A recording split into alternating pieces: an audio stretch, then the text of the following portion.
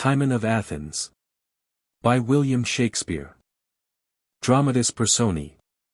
Timon, a noble Athenian. Lucius. Lucullus flattering lords. Sempronius. Ventidius, one of Timon's false friends. Apemantus, a churlish philosopher. Alcibiades, an Athenian captain. Flavius, steward to Timon. Flaminius. Lucilius servants to Timon. Servilius. Cephas. Philotas servants to Timon's creditors. Titus. Hortensius. Servants of Ventidius, and of Varro and Isidore, two of Timon's creditors. 3 strangers. An old Athenian. A page. A fool. Poet, painter, jeweler, and merchant. Phrnia mistresses to Alcibiades. Timandra. Lords, senators, officers, soldiers, servants, thieves, and attendants. Cupid and Amazons in the mask. Scene. Athens, and the neighboring woods. How do you find this book?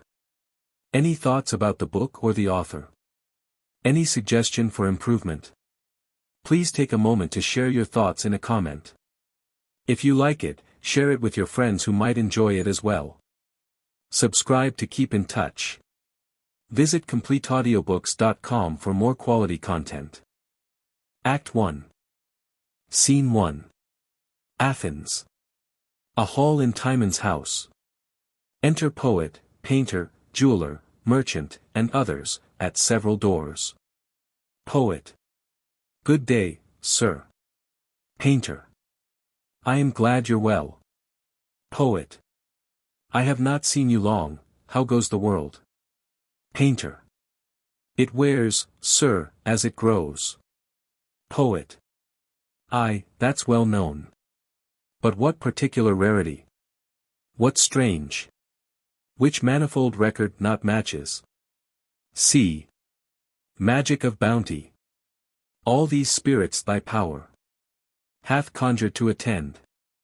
I know the merchant. Painter. I know them both, others a jeweler. Merchant. Oh, 'tis a worthy lord. Jeweler. Nay, that's most fixed. Merchant. A most incomparable man, breathed, as it were, to an untirable and continuate goodness. He passes. Jeweler, I have a jewel here. Merchant. Oh, pray, let's seat, for the Lord Timon, sir. Jeweler, if he will touch the estimate, but, for that. Poet. Reciting to himself, when we for recompense have praised the vile. It stains the glory in that happy verse, which aptly sings the good. Merchant. 'Tis a good form. Looking at the jewel. Jeweler. And rich, here is a water, look ye. Painter. You are wrapped, sir, in some work, some dedication. To the great Lord. Poet. A thing slipped idly from me. Our poesy is as a gum, which oozes. From whence 'tis nourished, the fire the flint. Shows not till it be struck, our gentle flame. Provokes itself and like the current flies. Each bound it chafes. What have you there? Painter. A picture, sir. When comes your book forth? Poet. Upon the heels of my presentment, sir. Let's see your piece. Painter. 'Tis a good piece. Poet. So 'tis, this comes off well and excellent. Painter. Indifferent. Poet. Admirable, how this grace speaks his own standing. What a mental power. This eye shoots forth. How big imagination moves in this lip. To the dumbness of the gesture one might interpret. Painter. It is a pretty mocking of the life. Here is a touch, is't good? Poet. I will say of it. It tutors nature, artificial strife. Lives in these touches, livelier than life. Enter certain senators, and pass over. Painter. How this lord is followed. Poet. The senators of Athens, happy man. Painter. Look, more. Poet. You see this confluence, this great flood of visitors. I have, in this rough work, shaped out a man, whom this beneath world doth embrace and hug. With amplest entertainment, my free drift halts not particularly, but moves itself. In a wide sea of wax, no levelled malice infects one comma in the course I hold, but flies an eagle flight, bold and forth on, leaving no tract behind. Painter. How shall I understand you? Poet. I will unbolt to you.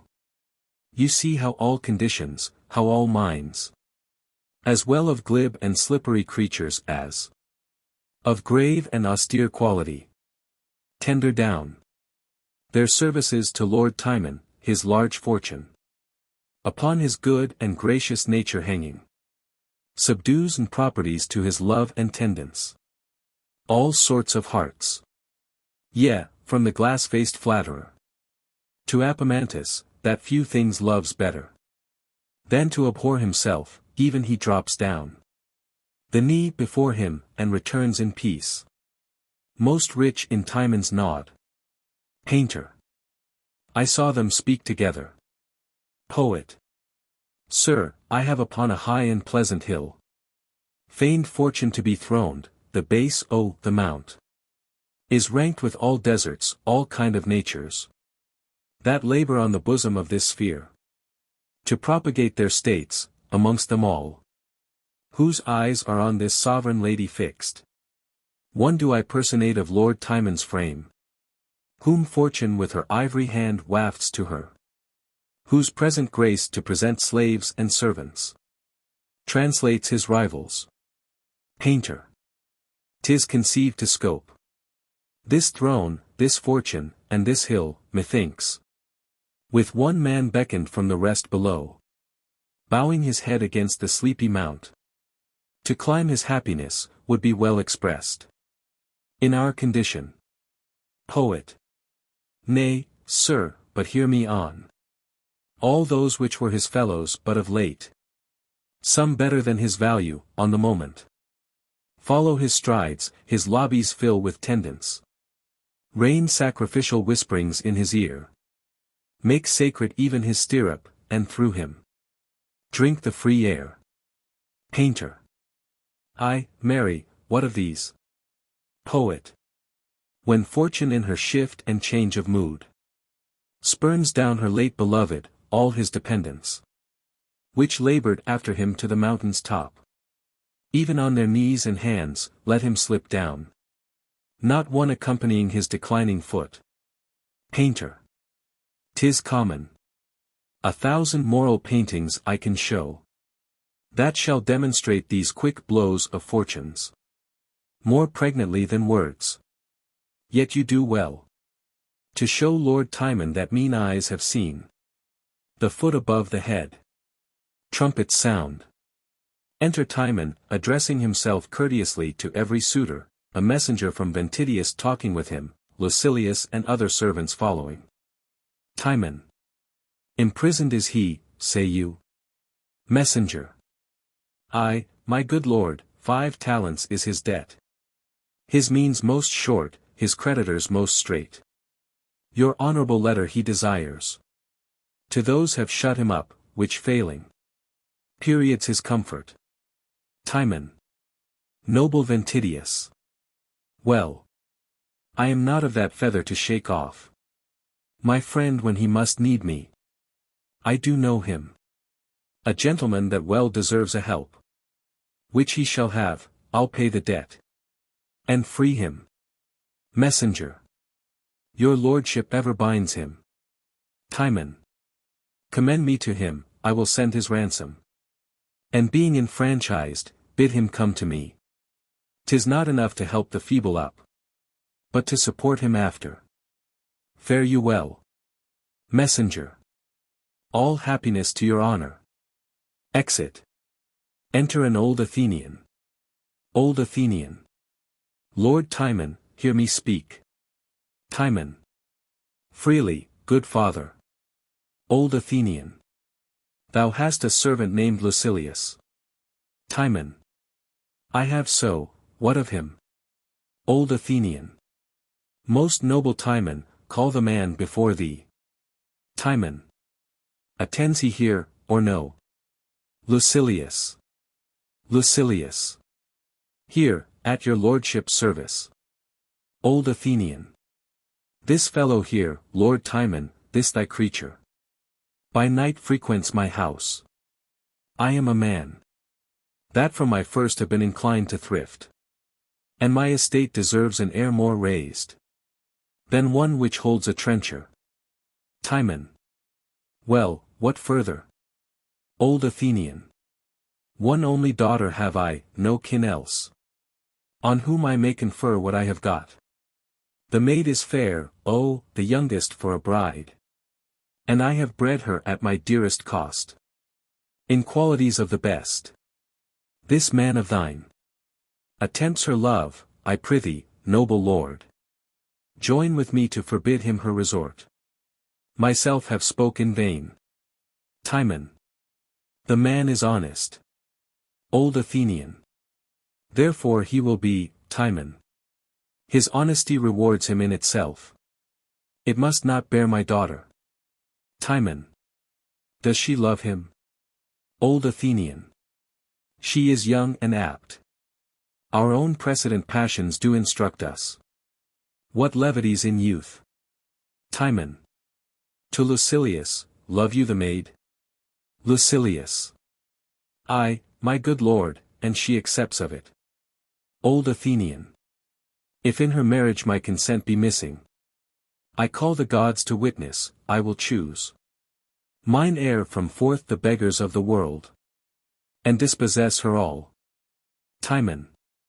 How shall she be endowed, if she be mated with an equal husband? Old Athenian. 3 talents on the present, in future, all. Timon. This gentleman of mine hath served me long. To build his fortune I will strain a little, for 'tis a bond in men. Give him thy daughter. What you bestow, in him I'll counterpoise, and make him weigh with her. Old Athenian. Most noble lord. Pawn me to this your honor, she is his. Timon. My hand to thee, mine honor on my promise. Lucilius. Humbly I thank your lordship, never may the state or fortune fall into my keeping, which is not owed to you. Exeunt Lucilius and Old Athenian. Poet. Vouchsafe my labor, and long live your lordship. Timon. I thank you, ye shall hear from me anon. Go not away.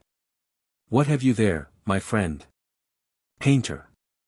A piece of painting, which I do beseech your lordship to accept. Timon. Painting is welcome. The painting is almost the natural man. Or since dishonor traffics with man's nature, he is but outside, these penciled figures are even such as they give out. I like your work. And you shall find I like it, wait attendance till you hear further from me. Painter. The gods preserve ye. Timon. Well fare you, gentlemen, give me your hand. We must needs dine together. Sir, your jewel hath suffered under praise. Jeweler. What, my lord? Dispraise? Timon. A more satiety of commendations. If I should pay you for it as 'tis extolled, it would unclue me quite. Jeweler. My lord, 'tis rated as those which sell would give, but you well know things of like value differing in the owners are prized by their masters, believed, dear lord.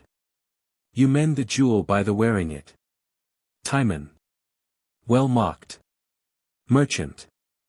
No, my good lord, he speaks the common tongue. which all men speak with him. Timon. Look, who comes here, will you be chid? Enter Apemantus. Jeweler, will bear, with your lordship. Merchant. He'll spare none. Timon. Good morrow to thee, gentle Apemantus. Apemantus. Till I be gentle, stay thou for thy good morrow. When thou art Timon's dog, and these knaves honest. Timon. Why dost thou call them knaves? Thou know'st them not. Apemantus. Are they not Athenians? Timon. Yes. Apemantus. Then I repent not. Jeweler, you know me, Apemantus. Apemantus. Thou know'st I do, I called thee by thy name. Timon. Thou art proud, Apemantus. Apemantus. Of nothing so much as that I am not like Timon. Timon. Whither art going? Apemantus. To knock out an honest Athenian's brains. Timon. That's a deed thou'lt die for. Apemantus. Right, if doing nothing be death by the law. Timon. How likest thou this picture, Apemantus? Apemantus. The best, for the innocents. Timon. Wrought he not well that painted it? Apemantus. He wrought better that made the painter, and yet. He's but a filthy piece of work. Painter. You're a dog. Apemantus. Thy mother's of my generation, what's she, if I be a dog? Timon. Wilt dine with me, Apemantus? Apemantus. No, I eat not lords. Timon. And thou shouldst, thou LDST anger ladies. Apemantus. Oh, they eat lords. So they come by great bellies. Timon. That's a lascivious apprehension. Apemantus. So thou apprehendest it, take it for thy labor. Timon. How dost thou like this jewel, Apemantus? Apemantus. Not so well as plain dealing, which will not cost a man a doit. Timon. What dost thou think 'tis worth? Apemantus. Not worth my thinking. How now, poet? Poet. How now, philosopher? Apemantus. Thou least. Poet. Art not one? Apemantus. Yes. Poet. Then I lie not. Apemantus. Art not a poet? Poet. Yes. Apemantus. Then thou least, look in thy last work, where thou hast feigned him a worthy fellow. Poet. That's not feigned, he is so. Apemantus. Yes, he is worthy of thee, and to pay thee for thy labor. He that loves to be flattered is worthy o' the flatterer. Heavens, that I were a lord. Timon. What wouldst do then, Apemantus? Apemantus. E'en as Apemantus does now. Hate a lord with my heart. Timon. What, thyself? Apemantus. I. Timon. Wherefore? Apemantus. That I had no angry wit to be a lord. Art not thou a merchant? Merchant. I, Apemantus. Apemantus. Traffic confound thee, if the gods will not. Merchant. If traffic do it, the gods do it. Apemantus. Traffic's thy god, and thy god confound thee. Trumpet sounds. Enter a messenger. Timon. What trumpet's that? Messenger. 'Tis Alcibiades, and some 20 horse. All of companionship. Timon. Pray, entertain them, give them guide to us. Exeunt some attendants. You must needs dine with me, go not you hence. Till I have thanked you, when dinner's done. Show me this piece. I am joyful of your sights. Enter Alcibiades, with the rest. Most welcome, sir. Apemantus. So, there. Aches contract and starve your supple joints. That there should be small love, 'mongst these sweet knaves. And all this courtesy. The strain of man's bred out into baboon and monkey. Alcibiades. Sir, you have saved my longing, and I feed most hungrily on your sight. Timon. Right welcome, sir. Ere we depart, we'll share a bounteous time in different pleasures. Pray you, let us in. Exeunt all except Apemantus. Enter two lords. First Lord. What time o' day is't, Apemantus? Apemantus.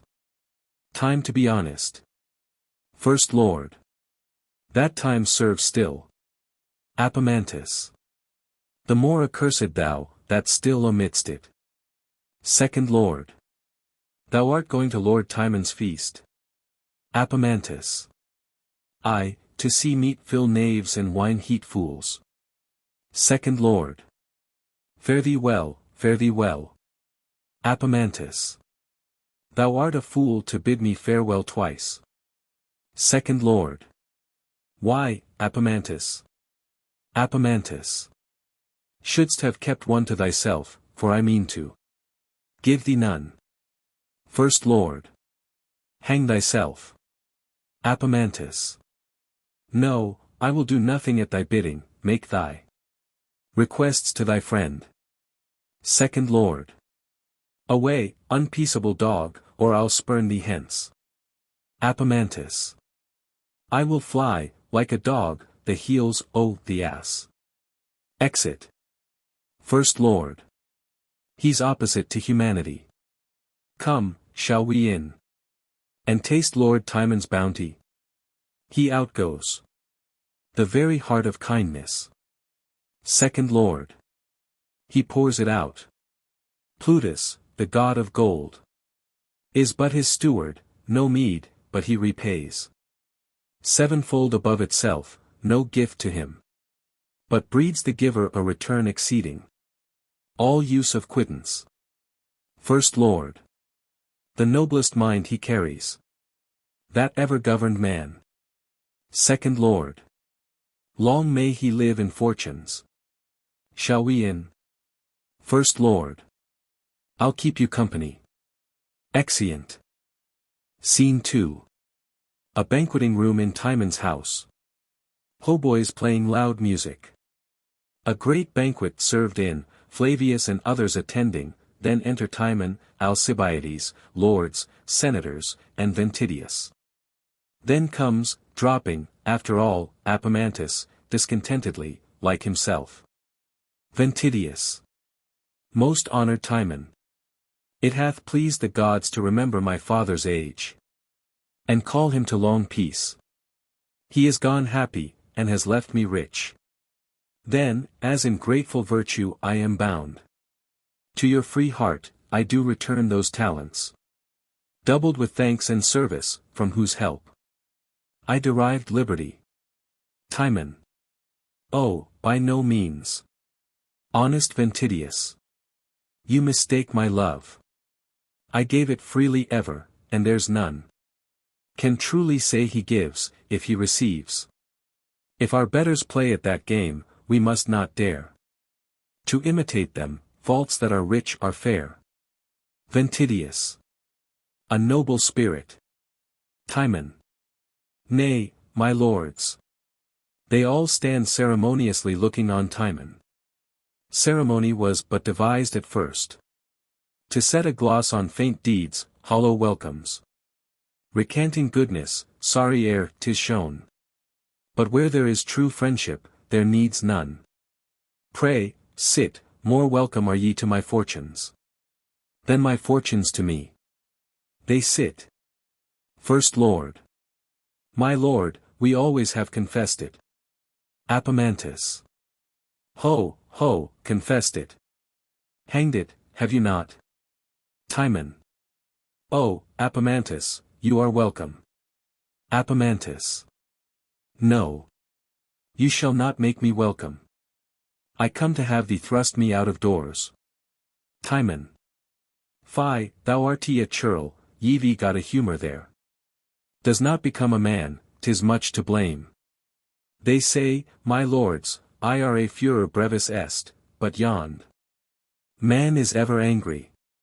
Go, let him have a table by himself, for he does neither affect company, nor is he fit for't, indeed. Apemantus.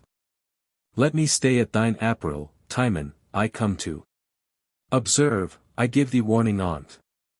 Timon. I take no heed of thee. Thou art an Athenian. Therefore welcome, I myself would have no power. Prithee, let my meat make thee silent. Apemantus. I scorn thy meat, 'twould choke me, for I should ne'er flatter thee. O you gods, what a number of men eat Timon, and he sees not. It grieves me to see so many dip their meat in one man's blood. And all the madness is, he cheers them up too. I wonder men dare trust themselves with men. Methinks they should invite them without knives. Good for their meat, and safer for their lives. There's much example for't. The fellow that sits next him now, parts bread with him, pledges the breath of him in a divided draught, is the readiest man to kill him, has been proved. If I were a huge man, I should fear to drink at meals, lest they should spy my windpipe's dangerous notes. Great men should drink with harness on their throats. Timon. My lord, in heart, and let the health go round. Second lord. Let it flow this way, my good lord. Apemantus. Flow this way. A brave fellow. He keeps his tides. Well. Those healths will make thee and thy state look ill, Timon. Here's that which is too weak to be a sinner, honest water, which ne'er left man the mire. This and my food are equals. There's no odds. Feasts are too proud to give thanks to the gods. Apemantus grace. Immortal gods, I crave no pelf. I pray for no man but myself. Grant I may never prove so fond to trust man on his oath or bond. Or a harlot, for her weeping. Or a dog, that seems sleeping. Or a keeper with my freedom. Or my friends, if I should need Amen. So fall to't. Rich men sin, and I eat root. Eats and drinks. Much good dike thy good heart, Apemantus. Timon. Captain Alcibiades, your heart's in the field now. Alcibiades. My heart is ever at your service, my lord. Timon. You had rather be at a breakfast of enemies than a dinner of friends. Alcibiades. So the were bleeding new, my lord, there's no meat. Like I could wish my best friend at such a feast. Apemantus. Would all those flatterers were thine enemies then? That then thou mightst kill and bid me to First Lord. Might we but have that happiness, my lord, that you would once use our hearts, whereby we might express some part of our zeals, we should think ourselves forever perfect. Timon. Oh, no doubt, my good friends, but the gods themselves have provided that I shall have much help from you. How had you been my friends else? Why? Have you that charitable title from thousands, did not you chiefly belong to my heart? I have told more of you to myself than you can with modesty speak in your own behalf, and thus far I confirm you. O you gods, think I, what need we have any friends, if we should ne'er have need of them? They were the most needless creatures living, should we ne'er have use for them, and would most resemble sweet instruments hung up in cases that keep their Sounds to themselves. Why, I have often wished myself poorer, that I might come nearer to you. We are born to do benefits, and what better or properer can we our own than the riches of our friends? Oh, what a precious comfort 'tis, to have so many, like brothers, commanding one another's fortunes. O joy, e'en made away ere can be born. Mine eyes cannot hold out water, methinks, to forget their faults, I drink to you. Apemantus. Thou weepest to make them drink, Timon. Second Lord. Joy had the like conception in our eyes. And at that instant like a babe sprung up. Apemantus. Ho, ho. I laugh to think that babe a bastard. Third Lord. I promise you, my lord, you moved me much. Apemantus. Much. Tuck it, within. Timon. What means that trump? Enter a servant. How now? Servant. Please you, my lord, there are certain ladies most desirous of admittance. Timon. Ladies. What are their wills? Servant. There comes with them a forerunner, my lord, which bears that office, to signify their pleasures. Timon. I pray, let them be admitted. Enter Cupid. Cupid.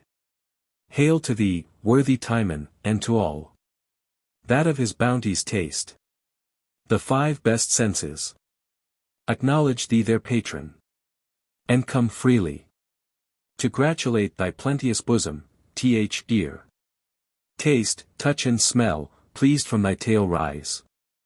They only now come but to feast thine eyes. Timon. Their welcome all, let them have kind admittance. Music, make their welcome. Exit Cupid. First Lord. You see, my lord, how ample your beloved. Music. Re-enter Cupid with a mask of ladies as Amazons, with lutes in their hands, dancing and playing. Apemantus. Hoy-day, what a sweep of vanity comes this way. They dance. They are mad women. Like madness is the glory of this life. As this pomp shows to a little oil and root. We make ourselves fools, to disport ourselves. And spend our flatteries, to drink those men. Upon whose age we void it up again. With poisonous spite and envy. Who lives that's not depraved or depraves? Who dies, that bears not one spurn to their graves? Of their friends' gift? I should fear those that dance before me now. Would one day stamp upon me, tea has been done. Men shut their doors against a setting sun. The lords rise from table, with much adoring of Timon. And to show their loves, each singles out an Amazon, and all dance, men with women, a lofty strain or two to the hautboys, and cease. Timon. You have done our pleasures much grace, fair ladies. Set a fair fashion on our entertainment. Which was not half so beautiful and kind. You have added worth unto tea and lustre. And entertained me with mine own device. I am to thank you for tea. First Lady. My lord, you take us even at the best. Apemantus. Faith, for the worst is filthy, and would not hold. Taking, I doubt me. Timon. Ladies, there is an idle banquet attends you. Please you to dispose yourselves. All ladies. Most thankfully, my lord. Exeunt Cupid and ladies. Timon. Flavius. Flavius. My lord. Timon. The little casket bring me hither. Flavius. Yes, my lord. More jewels yet. There is no crossing him in humor. Aside. Else I should tell him, well, faith I should. When all's spent, he be crossed then, and he could. 'Tis pity bounty had not eyes behind. That man might ne'er be wretched for his mind. Exit. First Lord. Where be our men? Servant. Here, my lord, in readiness. Second Lord. Our horses. Re-enter Flavius, with the casket. Timon. O my friends. I have one word to say to you, look you, my good lord. I must entreat you, honor me so much as to advance this jewel, accept it and wear it. Kind my lord. First Lord. I am so far already in your gifts. All. So are we all. Enter a servant. Servant. My lord, there are certain nobles of the Senate, newly alighted, and come to visit you. Timon. They are fairly welcome. Flavius. I beseech your honor. Vouchsafe me a word, it does concern you near. Timon. Near. Why then, another time I'll hear thee. I prithee, let's be provided to show them entertainment. Flavius. Aside, I scarce know how. Enter a second servant. Second servant. May it please your honor, Lord Lucius. Out of his free love, hath presented to you 4 milk-white horses, trapped in silver. Timon. I shall accept them fairly, let the presents be worthily entertained. Enter a third servant. How now? What news? Third servant. Please you, my lord, that honorable gentleman, Lord Lucullus, entreats your company tomorrow to hunt with him, and has sent your honor 2 brace of greyhounds. Timon. I'll hunt with him, and let them be received, not without fair reward. Flavius. Aside, what will this come to? He commands us to provide, and give great gifts, and all out of an empty coffer. Nor will he know his purse, or yield me this, to show him what a beggar his heart is, being of no power to make his wishes good. His promises fly so beyond his state, that what he speaks is all in debt. He owes for every word, he is so kind that he now pays interest for his lands put to their books. Well, would I were gently put out of office, before I were forced out. Happier is he that has no friend to feed, than such that do e'en enemies exceed. I bleed inwardly for my lord. Exit. Timon. You do yourselves much wrong, you bate too much of your own merits. Here, my lord, a trifle of our love. Second Lord. With more than common thanks I will receive it. Third Lord. Oh, he's the very soul of bounty. Timon. And now I remember, my lord, you gave good words the other day of a bay courser. I rode on, it is yours, because you liked it. Second Lord. Oh, I beseech you, pardon me, my lord, in that. Timon. You may take my word, my lord, I know, no man can justly praise but what he does affect. I weigh my friend's affection with mine own. I'll tell you true. I'll call to you all lords. Oh, none so welcome. Timon. I take all and your several visitations. So kind to heart, 'tis not enough to give. Methinks, I could deal kingdoms to my friends, and ne'er be weary. Alcibiades. Thou art a soldier, therefore seldom rich.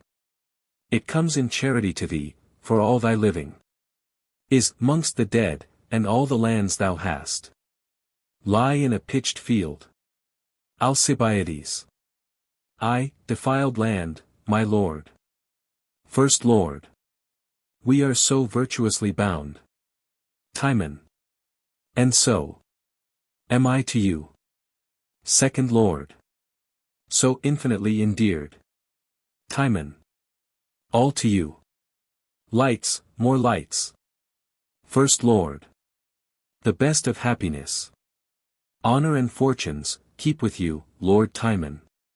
Timon. Ready for his friends. Exeunt all but Apemantus and Timon. Apemantus. What a coil's here! Serving of becks and jutting out of bums. I doubt whether their legs be worth the sums that are given for friendships full of dregs. Methinks, false hearts should never have sound legs. Thus honest fools lay out their wealth on courtesies. Timon. Now, Apemantus, if thou wert not sullen, I would be good to thee. Apemantus.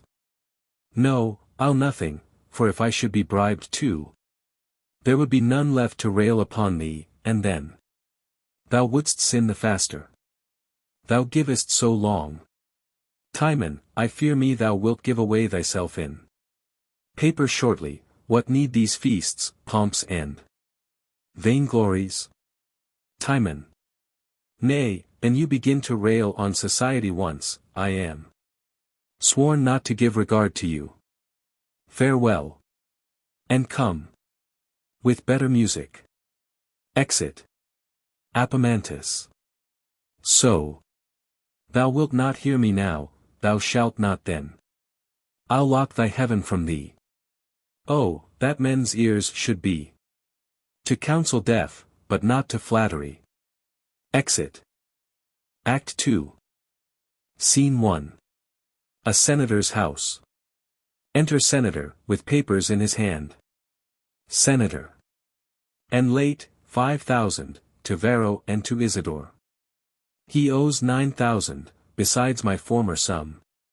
Which makes it 25. Still in motion. Of raging waste. It cannot hold, it will not. If I want gold, steal but a beggar's dog. And give it Timon, why, the dog coins gold. If I would sell my horse, and buy 20 more. Better than he, why, give my horse to Timon. Ask nothing, give it him, it foals me, straight. And able horses. No porter at his gate. But rather one that smiles and still invites all that pass by. It cannot hold, no reason can found his state in safety. Cap his, ho! Cap his, I say. Enter Caiaphas. Caiaphas. Here, sir, what is your pleasure? Senator. Get on your cloak, and haste you to Lord Timon. Importune him for my moneys. Be not ceased. With slight denial, nor then silenced when. Commend me to your master in the cap. Plays in the right hand, thus, but tell him. My uses cry to me, I must serve my turn. Out of mine own. His days and times are past. And my reliances on his fract dates have smit my credit, I love and honor him. But must not break my back to heal his finger. Immediate are my needs, and my relief must not be tossed and turned to me in words. But find supply immediate. Get you gone. Put on a most importunate aspect. A visage of demand. For, I do fear. When every feather sticks in his own wing, Lord Timon will be left a naked gull, which flashes now a phoenix. Get you gone. Caiaphas. I go, sir. Senator. I go, sir. Take the bonds along with you. And have the dates in contempt. Caiaphas. I will, sir. Senator. Go. Exeunt. Scene 2. The same. A hall in Timon's house. Enter Flavius, with many bills in his hand. Flavius. No care, no stop. So senseless of expense, that he will neither know how to maintain it, nor cease his flow of riot, takes no account how things go from him, nor resumes no care of what is to continue, never mind. Was to be so unwise, to be so kind. What shall be done? He will not hear, till feel. I must be round with him, now he comes from hunting. Phi, phi, phi, phi. Enter Cephas, and the servants of Isidore and Varro. Cephas. Good even, Varro, what? You come for money. Varro's servant is not your business too. Cephas. It is, and yours too, Isidore. Isidore's servant it is so. Cephas. Would we were all discharged. Varro's servant I fear it. Cephas. Here comes the Lord. Enter Timon, Alcibiades, and lords, and see. Timon. So soon as dinner's done, we'll forth again. My Alcibiades. With me? What is your will? Cephas. My lord, here is a note of certain dues. Timon. Dues. Whence are you? Cephas. Of Athens here, my lord. Timon. Go to my steward. Cephas. Please it your lordship, he hath put me off. To the succession of new days this month. My master is awaked by great occasion. To call upon his own, and humbly praise you. That with your other noble parts you'll suit. In giving him his right. Timon. Mine honest friend. I prithee, but repair to me next morning. Cephas. Nay, good my lord. Timon. Contain thyself, good friend. Varro's servant one Varro's servant, my good lord. Isidore's servant from Isidore. He humbly prays your speedy payment. Cephas. If you did know, my lord, my master's wants. Varro's servant, 'twas due on forfeiture, my lord, 6 weeks and past. Isidore's servant your steward puts me off, my lord. And I am sent expressly to your lordship. Timon. Give me breath. I do beseech you, good my lords, keep on. I'll wait upon you instantly. Exeunt Alcibiades and lords. To Flavius. Come hither, pray you. How goes the world, that I am thus encountered? With clamorous demands of date-broke bonds. And the detention of long since due debts. Against my honor. Flavius. Please you, gentlemen. The time is unagreeable to this business. Your importunacy cease till after dinner. That I may make his lordship understand. Wherefore you are not paid. Timon. Do so, my friends. See them well entertained. Exit. Flavius. Pray, draw near. Exit. Enter Apemantus and fool. Cephas. Stay, stay, here comes the fool with Apemantus. Let's some sport with M. Varro's servant hang him, he'll abuse us. Isidore's servant a plague upon him, dog. Varro's servant how dost, fool. Apemantus. Dost dialogue with thy shadow? Varro's servant I speak not to thee. Apemantus. No, 'tis to thyself. To the fool. Come away. Isidore's servant there's the fool hangs on your back already. Apemantus. No, thou standst single, thou art he not on him yet. Cephas. Where's the fool now? Apemantus. He last asked the question. Poor rogues, and usurers men.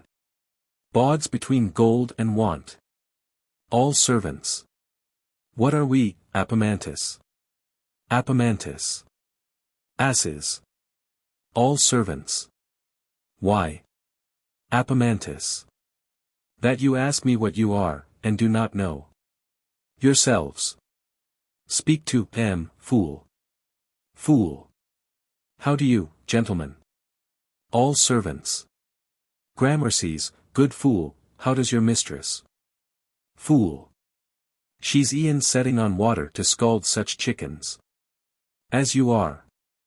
Would we could see you at Corinth. Apemantus. Good. Gramercy. Enter page. Fool. Look you, here comes my mistress page. Page. To the fool, why, how now, captain? What do you? In this wise company? How dost thou, Apemantus? Apemantus. Would I had a rod in my mouth, that I might answer thee profitably. Page. Prithee, Apemantus, read me the superscription of these letters, I know not which is which. Apemantus. Canst not read? Page. No. Apemantus. There will little learning die then, that day thou art hanged. This is to Lord Timon, this to Alcibiades. Go, thou wast born a bastard, and thou'lt die a bawd. Page. Thou wast whelped a dog, and thou shalt famish a dog's death. Answer not, I am gone. Exit. Apemantus. E'en so thou outrunnest grace. Fool, I will go with you to Lord Timon's. Fool. Will you leave me there? Apemantus. If Timon stay at home. You three serve 3 usurers. All servants. Aye, would they served us. Apemantus. So would I, as good a trick as ever hangman served thief. Fool. Are you 3 usurers men? All servants. Aye, fool. Fool. I think no usurer but has a fool to his servant, my mistress is one, and I am her fool. When men come to borrow of your masters, they approach sadly, and go away merry. But they enter my mistress' house merrily, and go away sadly. The reason of this? Varro's servant I could render one. Apemantus. Do it then, that we may account thee a whoremaster. And a knave, which notwithstanding, thou shalt be no less esteemed. Varro's servant. What is a whoremaster, fool? Fool. A fool in good clothes, and something like thee. 'Tis a spirit, sometime appears like a lord. Sometime like a lawyer. Sometime like a philosopher. With 2 stones mow thence artificial one, he is. Very often like a knight, and, generally, in all shapes that man goes up and down in from 80 to 13, this spirit walks in. Varro's servant. Thou art not altogether a fool. Fool. Nor thou altogether a wise man, as much foolery as I have, so much wit thou lackest. Apemantus. That answer might have become Apemantus. All servants. Aside, aside, here comes Lord Timon. Re-enter Timon and Flavius. Apemantus. Come with me, fool, come. Fool. I do not always follow lover, elder brother and woman, sometime the philosopher. Exeunt Apemantus and fool. Flavius. Pray you, walk near, I'll speak with you anon. Exeunt servants. Timon. You make me marvel, wherefore ere this time had you not fully laid my state before me, that I might so have rated my expense, as I had leave of means. Flavius. You would not hear me. At many leisures I proposed. Timon. Go to. Perchance some single vantages you took, when my indisposition put you back, and that unaptness made your minister. Thus to excuse yourself. Flavius. O my good lord. At many times I brought in my accounts, laid them before you. You would throw them off, and say, you found them in mine honesty. When, for some trifling present, you have bid me return so much, I have shook my head and wept. Yea, 'gainst the authority of manners, prayed you to hold your hand more close, I did endure. Not seldom, nor no slight checks, when I have prompted you in the ebb of your estate, and your great flow of debts. My loved lord. Though you hear now, too late, yet now's a time. The greatest of your having lacks a half. To pay your present debts. Timon. Let all my land be sold. Flavius. 'Tis all engaged, some forfeited and gone. And what remains will hardly stop the mouth. Of present dues, the future comes apace. What shall defend the interim? And at length. How goes our reckoning? Timon. To Lacedaemon did my land extend. Flavius. O my good lord, the world is but a word. Were it all yours to give it in a breath. How quickly were it gone. Timon. You tell me true. Flavius. If you suspect my husbandry or falsehood, call me before the exactest auditors. And set me on the proof. So the gods bless me. When all our offices have been oppressed. With riotous feeders, when our vaults have wept.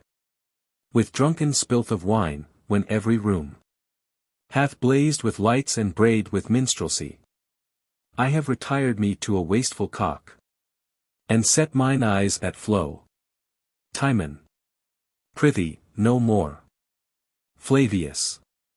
Heavens, have I said, the bounty of this lord. How many prodigal bits have slaves and peasants. This night and glutted. Who is not Timon's? What heart, head, sword, force, means, but is Lord Timon's. Great Timon, noble, worthy, royal Timon. Ah, when the means are gone that by this praise. The breath is gone whereof this praise is made. Feast won, fast lost, one cloud of winter showers. These flies are couched. Timon. Come, sermon me no further. No villainous bounty yet hath passed my heart. Unwisely, not ignobly, have I given. Why dost thou weep? Canst thou the conscience lack? To think I shall lack friends? Secure thy heart. If I would broach the vessels of my love. And try the argument of hearts by borrowing. Men and men's fortunes could I frankly use. As I can bid thee speak. Flavius. Assurance bless your thoughts. Timon. And, in some sort, these wants of mine are crowned. That I account them blessings, for by these. Shall I try friends, you shall perceive how you mistake my fortunes, I am wealthy in my friends. Within there. Flaminius. Servilius. Enter Flaminius, Servilius, and other servants. Servants. My lord. My lord. Timon. I will dispatch you severally, you to Lord Lucius. To Lord Lucullus you, I hunted with his honor. Today, you, to Sempronius, commend me to their loves, and, I am proud, say, that my occasions have found time to use toward a supply of money, let the request be 50 talents. Flaminius. As you have said, my lord. Flavius. Aside, Lord Lucius and Lucullus. Timon. Go you, sir, to the senators. Of whom, even to the state's best health, I have deserved this hearing bid send the instant 1,000 talents to me. Flavius. I have been bold. For that I knew it the most general way. To them to use your signet and your name. But they do shake their heads, and I am here. No richer in return. Timon. Is true. Can't be. Flavius. They answer, in a joint and corporate voice. That now they are at fall, want treasure, cannot do what they would. Are sorry you are honorable.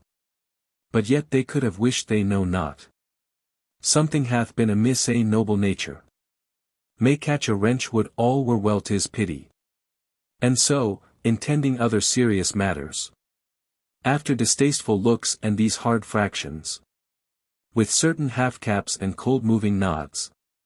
They froze me into silence. Timon. You gods, reward them. Prithee, man, look cheerly. These old fellows have their ingratitude in them hereditary. Their blood is caked, 'tis cold, it seldom flows. 'Tis lack of kindly warmth, they are not kind. And nature, as it grows again toward earth, is fashioned for the journey, dull and heavy. To a servant, go to Ventidius. To Flavius, prithee, be not sad. Thou art true and honest, ingeniously I speak. No blame belongs to thee. To servant, Ventidius lately buried his father, by whose death he stepped into a great estate, when he was poor, imprisoned and in scarcity of friends. I cleared him with 5 talents, greet him from me. Bid him suppose some good necessity touches his friend, which craves to be remembered. With those 5 talents, exit servant to Flavius, that had, give these fellows, to whom 'tis instant due, ne'er speak, or think, that Timon's fortunes maugn his friends can sink.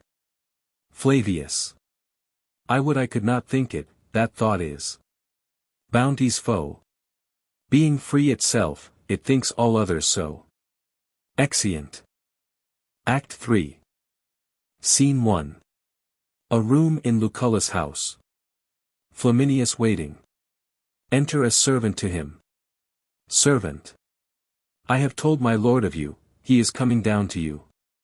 Flaminius. I thank you, sir. Enter Lucullus. Servant. Here's my lord. Lucullus. Aside, one of Lord Timon's men. A gift, I warrant. Why, this hits right, I dreamt of a silver basin and ewer tonight. Flaminius, honest. Flaminius, you are very respectively welcome, sir. Fill me some wine. Exit servants. And how does that honorable, complete, free-hearted gentleman of Athens, thy very bountiful good lord and master? Flaminius. His health is well, sir. Lucullus. I am right glad that his health is well, sir, and what hast thou there under thy cloak, pretty Flaminius? Flaminius. Faith, nothing but an empty box, sir, which, in my lord's behalf, I come to entreat your honor to supply. Who, having great and instant occasion to use 50 talents, hath sent to your lordship to furnish him, nothing doubting your present assistance therein. Lucullus. La, la, la, la. Nothing doubting, says he. Alas! Good lord! A noble gentleman 'tis, if he would not keep so good a house. Many a time and often I ha dined with him, and told him on't, and come again to supper to him, of purpose to have him spend less. And yet he would embrace no counsel, take no warning by my coming. Every man has his fault, and honesty is his. I ha told him on't, but I could ne'er get him from't. Re-enter servant, with wine. Servant. Please your lordship, here is the wine. Lucullus. Flaminius, I have noted thee always wise. Here's to thee. Flaminius. Your lordship speaks your pleasure. Lucullus. I have observed thee always for a towardly prompt spirit. Give thee thy due, and one that knows what belongs to reason, and canst use the time well, if the time use thee well, good parts in thee. To servant. Get you gone, sirrah. Exit servant. Draw nearer, honest Flaminius. Thy lord's a bountiful gentleman, but thou art wise. And thou knowest well enough, although thou comest to me, that this is no time to lend money, especially upon bare friendship, without security. Here's 3 solidaires for thee, good boy, wink at me, and say, thou sawest me not. Fare thee well. Flaminius. Is't possible the world should so much differ? And we alive that lived? Fly, damned baseness. To him that worships thee. Throwing the money back. Lucullus. Ha! Now I see thou art a fool, and fit for thy master. Exit. Flaminius. May these add to the number that may scald thee. Let molten coin be thy damnation. Thou disease of a friend, and not himself. Has friendship such a faint and milky heart? It turns in less than 2 nights. O you gods! I feel master's passion. This slave, unto his honor, has my lord's meat in him. Why should it thrive and turn to nutriment? When he is turned to poison? Oh, may diseases only work upon't. And, when he's sick to death, let not that part of nature, which my lord paid for, be of any power to expel sickness, but prolong his hour. Exit. Scene 2. A public place. Enter Lucilius, with 3 strangers. Lucilius. Who, the Lord Timon? He is my very good friend, and an honorable gentleman. First stranger. We know him for no less, though we are but strangers to him. But I can tell you one thing, my lord, and which I hear from common rumors, now Lord Timon's happy hours are done and past, and his estate shrinks from him. Lucilius. Fie, no, do not believe it, he cannot want for money. Second stranger. But believe you this, my lord, that, not long ago, one of his men was with the Lord Lucullus to borrow so many talents, nay, urged extremely for it, and showed what necessity belonged to it, and yet was denied. Lucilius. How? Second stranger. I tell you, denied, my lord. Lucilius. What a strange case was that. Now, before the gods, I am ashamed on't. Denied that honorable man. There was very little honor showed in't. For my own part, I must needs confess, I have received some small kindnesses from him, as money, plate, jewels, and such like trifles, nothing comparing to his. Yet, had he mistook him and sent to me, I should ne'er have denied his occasion so many talents. Enter Servilius. Servilius. See, by good hap, yonder's my lord. I have sweat to see his honor.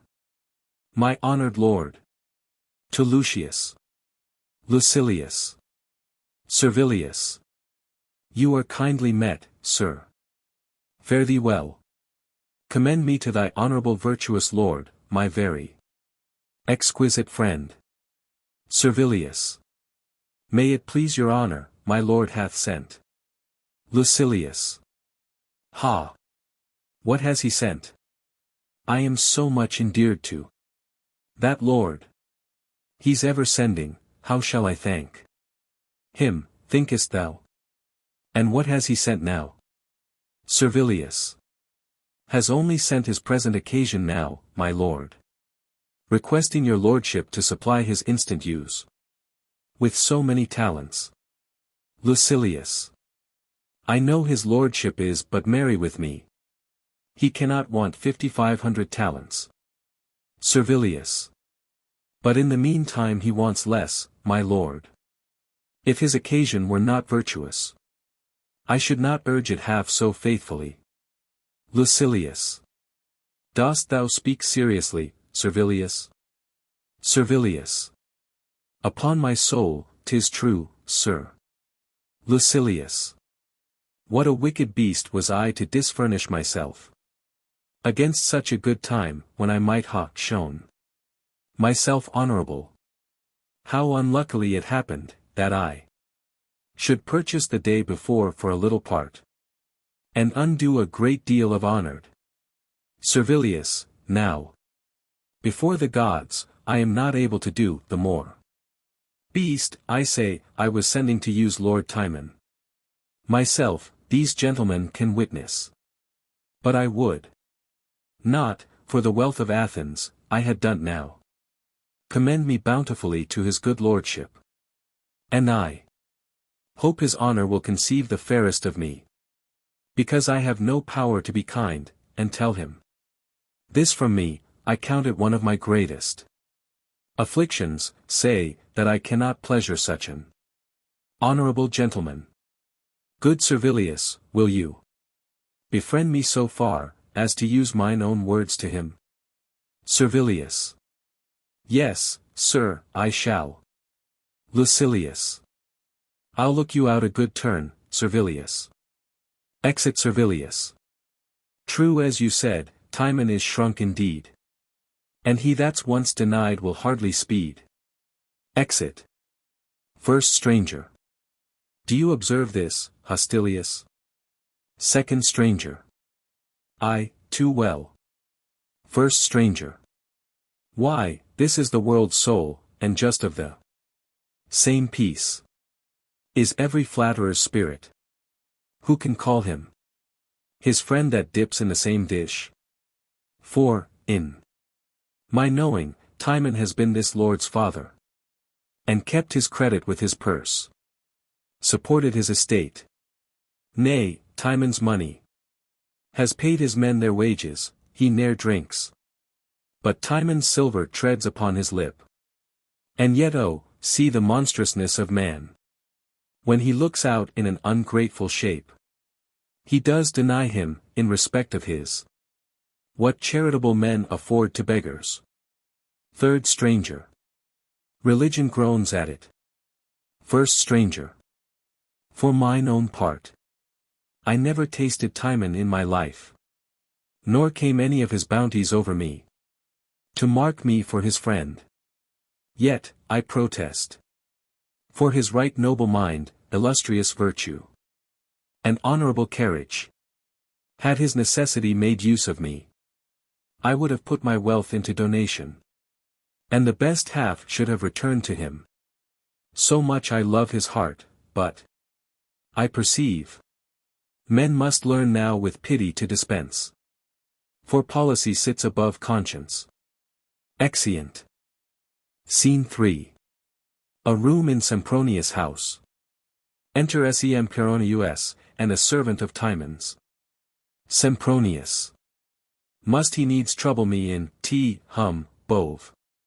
All others he might have tried Lord Lucius or Lucullus. And now Ventidius is wealthy too, whom he redeemed from prison. All these owe their estates unto him. Servant. My lord. They have all been touched and found base metal, for they have denied him. Sempronius. How have they denied him? Has Ventidius and Lucullus denied him? And does he send to me? 3. It shows but little love or judgment in him. Must I be his last refuge? His friends, like physicians, thrive, give him over, must I take the cure upon me? Has much disgraced me in't, I'm angry at him. That might have known my place, I see no sense for't. But his occasion might have wooed me first. For, in my conscience, I was the first man that e'er received gift from him. And does he think so backwardly of me now, that I'll requite its last? No. So it may prove an argument of laughter to the rest, and, 'mongst lords I be thought a fool. I'ld rather than the worth of thrice the sum had sent to me first, but for my mind's sake I'd such a courage to do him good. But now return, and with their faint reply this answer join. Who bates mine honor shall not know my coin. Exit. Servant. Excellent. Your lordship's a goodly villain. The devil knew not what he did when he made man. Politic, he crossed himself by and I cannot think but, in the end, the villainies of man will set him clear. How fairly this lord strives to appear foul. Takes virtuous copies to be wicked. Like those that under hot ardent zeal would set whole realms on fire, of such a nature is his politic love. This was my lord's best hope. Now all are fled. Save only the gods, now his friends are dead. Doors, that were ne'er acquainted with their wards. Many a bounteous year must be employed now to guard sure their master. And this is all a liberal course allows. Who cannot keep his wealth must keep his house. Exit. Scene 4. The same. A hall in Timon's house. Enter 2 servants of Varro, and a servant of Lucius, meeting Titus, Hortensius, and other servants of Timon's creditors, waiting his coming out. Varros. First servant. Well met. Good morrow, Titus and Hortensius. Titus. The like to you, kind Varro. Hortensius. Lucius. What, do we meet together? Lucilius servant I, and I think one business does command us all, for mine is money. Titus.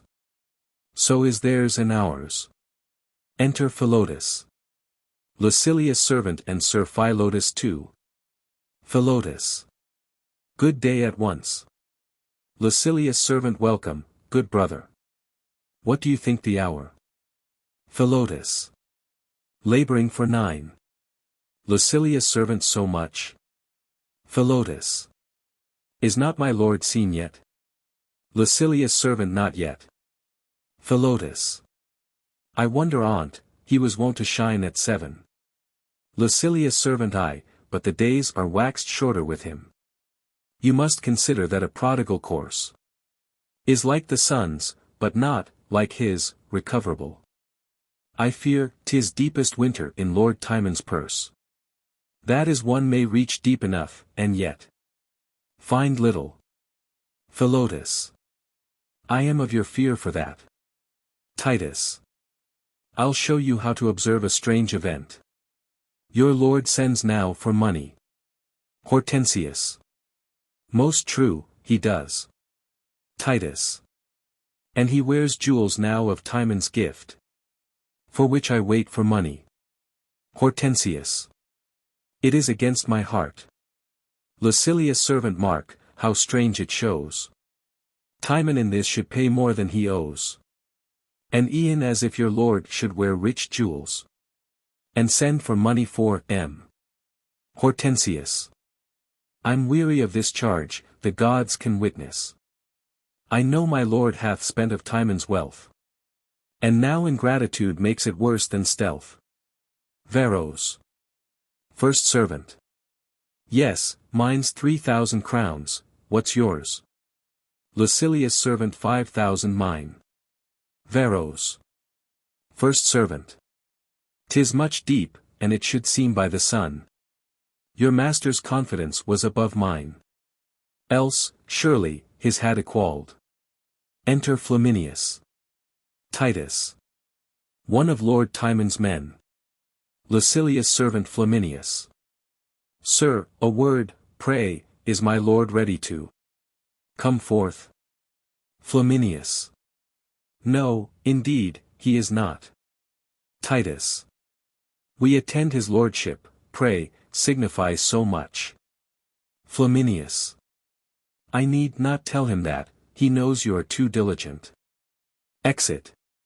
Enter Flavius in a cloak, muffled. Lucilius servant ha. Is not that his steward muffled so? He goes away in a cloud, call him, call him. Titus. Do you hear, sir? Varros. Second servant. By your leave, sir.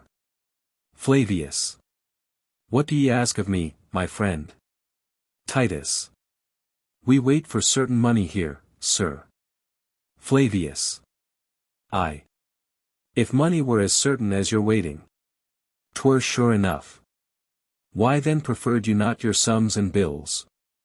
When your false masters eat of my lord's meat, then they could smile and fawn upon his debts, and take down the interest into their gluttonous maws.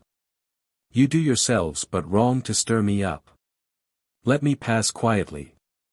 Believe, my lord, and I have made an end. I have no more to reckon, he to spend.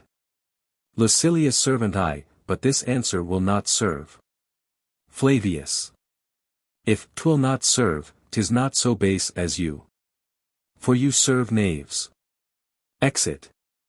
Veros. First servant. How? What does his cashiered worship mutter? Veros. Second servant. No matter what, he's poor, and that's revenge. Enough. Who can speak broader than he that has no house to put his head in? Such may rail against great buildings. Enter Servilius. Titus. Oh, here's Servilius, now we shall know some answer. Servilius. If I might beseech you, gentlemen, to repair some other hour, I should derive much front. 4. Taked of my soul, my lord leans wondrously to discontent, his comfortable temper has forsook him. He's much out of health, and keeps his chamber. Lucilia's servant, many do keep their chambers are not sick. And, if it be so far beyond his health, methinks he should the sooner pay his debts, and make a clear way to the gods. Servilius. Good gods. Titus. We cannot take this for answer, sir. Flaminius. Within, Servilius, help. My lord. My lord. Enter Timon, in a rage, Flaminius following. Timon. What, are my doors opposed against my passage? Have I been ever free, and must my house be my retentive enemy, my jail? The place which I have feasted, does it now, like all mankind, show me an iron heart? Lucilia's servant put in now, Titus. Titus. My lord, here is my bill. Lucilia's servant here's mine. Hortensius. And mine, my lord. Both. Vero's servants and ours, my lord. Philotas. All our bills. Timon. Knock me down with M, cleave me to the girdle. Lucilia's servant alas, my lord. Timon. Cut my heart in sums. Titus. Mine, 50 talents. Timon. Tell out my blood. Lucilia's servant 5,000 crowns, my lord. Timon. 5,000 drops pays that. What yours, and yours? Veros. First servant. My lord. Veros. Second servant. My lord. Timon. Tear me, take me, and the gods fall upon you. Exit. Hortensius. Faith, I perceive our masters may throw their caps at their money, these debts may well be called desperate ones, for a madman owes M. Exeunt. Re-enter Timon and Flavius. Timon. They have e'en put my breath from me, the slaves. Creditors. Devils. Flavius. My dear lord. Timon. What if it should be so? Flavius. My lord. Timon. I'll have it so. My steward. Flavius. Here, my lord. Timon. So fitly. Go, bid all my friends again. Lucius, Lucullus, and Sempronius. All, Syrah, all. I'll once more feast the rascals. Flavius. O my lord. You only speak from your distracted soul. There is not so much left, to furnish out a moderate table. Timon. Beat not in thy care, go. I charge thee, invite them all, let in the tide of knaves once more, my cook and I'll provide. Exeunt. Scene 5. The same. The Senate House. The Senate sitting. First Senator. My lord, you have my voice to it, the false. Bloody, 'tis necessary he should die. Nothing emboldens sin so much as mercy. Second Senator. Most true. The law shall bruise him. Enter Alcibiades, with attendants. Alcibiades. Honor, health, and compassion to the Senate. First Senator. Now, Captain. Alcibiades. I am an humble suitor to your virtues. For pity is the virtue of the law. And none but tyrants use it cruelly. It pleases time and fortune to lie heavy upon a friend of mine, who, in hot blood, hath stepped into the law which is past depth. To those that, without heed, do plunge into tea. He is a man, setting his fate aside, of comely virtues. Nor did he soil the fact with cowardice. An honor in him which buys out his fault. But with a noble fury and fair spirit. Seeing his reputation touched to death, he did oppose his foe. And with such sober and unnoted passion, he did behave his anger, ere 'twas spent, as if he had but proved an argument. First Senator. You undergo too strict a paradox, striving to make an ugly deed look fair. Your words have took such pains as if they labored to bring manslaughter into form and set quarreling upon the head of valor. Which indeed is valor misbegot and came into the world when sects and factions were newly born. He's truly valiant that can wisely suffer the worst that man can breathe, and make his wrongs his outsides, to wear them like his raiment carelessly, and ne'er prefer his injuries to his heart, to bring it into danger. If wrongs be evils and enforce us kill, what folly 'tis to hazard life for ill. Alcibiades. My lord. First Senator. You cannot make gross sins look clear. To revenge is no valor, but to bear. Alcibiades. My lords, then, under favor, pardon me, if I speak like a captain.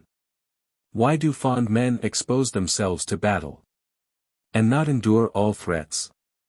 Sleep upon't, and let the foes quietly cut their throats, without repugnancy. If there be such valor in the bearing, what make we abroad? Why then, women are more valiant that stay at home, if bearing carry it. And the ass more captain than the lion, the felon, loaden with irons wiser than the judge. If wisdom be in suffering, O my lords, as you are great, be pitifully good. Who cannot condemn rashness in cold blood? To kill, I grant, is sin's extremest gust. But, in defense, by mercy, 'tis most just. To be in anger is impiety. But who is man that is not angry? Weigh but the crime with this. Second Senator.